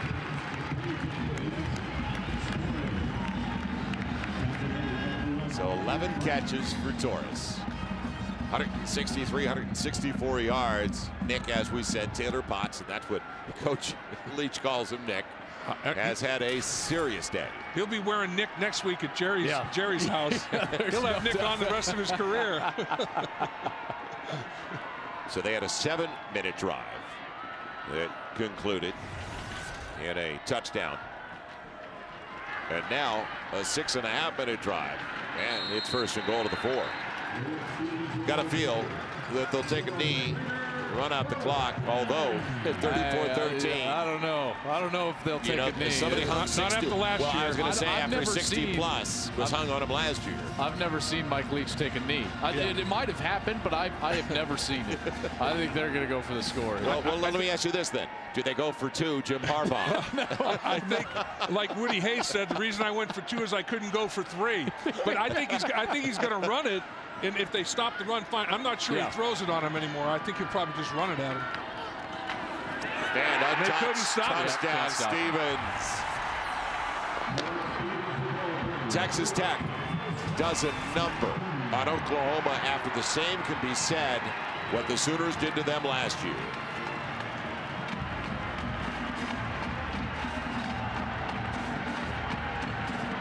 You know, the game is won and lost in the trenches, and watch the trench work here. Everybody has got their fit, and they're going to finish. They got them eclipsed. I mean, there's multiple rushing touchdowns where the running back was not touched. We're talking about from inside the 5-yard line, not laying a fingernail on the running back. That is just knocking people around up front. The surprising part for me is on the goal line inside the 5-yard line. Dave, you know this. You can't block everybody. There's always going to be at least one hat that you can't block from the opposition. Yet he's not stepping in and inserting himself in that run. They aren't there. No one's touching these running backs. Just running in untouched to the end zone. We've done a lot of games in Lubbock and never seen 2 drives in the same half from a Mike Leach team. 1 7 and the other close to 7. Yeah. They chewed up clock again. Usually 7 seconds. Yeah. Not it's 7 always minutes. 2 minutes or less. Now, Alex Torres, the story, though, as far as Taylor Potts is concerned, because they were definitely on the same page. Yeah, and you got to love Torres. He transfers in, very smart, comes here from Air Force, and like I said, he wants to be part of this air show, and he just very, very intelligent, had a great feel for how he could turn it to the sideline and make a big yards after catch. That was one of the keys, the old yak. And he does a good job of securing the ball, getting both feet down the corner of the end zone. He was outstanding today. Yeah, that's a big kid. 6'2", 200 pounds. Gets 11 catches today, guys. The Air Force Academy doesn't throw it 11 times all game. Right. So I think that's a good move for him. And congratulations, Mike Leach. He is now the all-time winningest coach in Texas Tech history with 83 today, overtaking Spike Dykes, the man he succeeded here in Lubbock. And he'll have many more wins here. And, you know, you look at Torres, and here comes the Gatorade bath for Coach Mike Leach, the winningest coach in Texas. Man. I didn't know we were in Boise with that blue. Oh, man. He's got the ice under the belt. When the ice starts rolling down the pants, boy, that's when it starts to get a little chilly willy. That's when it's cold. That's when it's real cold. When that ice goes south, it's like, whoa, man, it's Shevitz. You know what I love about Mike Leach is he understands his spot in history here at Texas Tech, and he respects the history of the institution, what happened before him with Spike Dykes, everything that Spike was able to do to kind of build this program up. And, you know, he's just taking it to that next level. Last year, ranked #2 in the country, undefeated until they lose to Oklahoma late in the season. Now he's just continuing to build. It seems like every single year, guy, 7 wins, 8 wins, right there. Texas Tech, always a factor. And I truly hope that he stays here, because now there's speculation about other schools. There's a couple of them, and without even mentioning them. Such a good fit. Yeah, it's 10 years, and I hope it's 20 plus for Mike Leach here at Texas Tech. And what I like is he's got a defensive staff. You know, Ruffin understands the dynamic of coaching defense here with Mike. Charlie Sadler, Carlos Menard, all those guys, they have something good going here now. He's finally got the right mix for his program on the defensive side of it. A big win, a record-setting win for Mike Leach this afternoon in Lubbock as he defeats a guy that he worked for, Bob Stoops, and the Oklahoma Sooners. So there's a new all-time leader as the winningest coach in Texas Tech history, and that is Mike Leach. Leads the Red Raiders today to their 83rd win as their head coach, a 41-13 victory over the Oklahoma Sooners. And as you look at the Big 12 South now, well, Texas Tech bowl eligible, 7-4. Oklahoma falling to 6-5 with a loss. Well, let's head downstairs on a record-setting day. Jim Knox. Thank you, Joel. Coach, you got to be extremely pleased. Let's talk about that offense. The offensive line really blew them out. 549 total yards for you guys today. Well, I thought the O-line and the D-line is really kind of the credit to a lot of our success. And I thought special teams too. It's a great overall team win, and Oklahoma's a great team, as everybody knows, and they got great coaches over there and the rest. So there we go. And also a great win for us. Congratulations, you become the Texas Tech's all-time winningest coach with 83 victories. Thank you very much, Joel. All right, Knoxy, thank you. For Dave Lapham, Jim Knox, Joel Klatt, I'm Joel Myers. Thanks for joining us. So long, everybody, from Lubbock, Texas.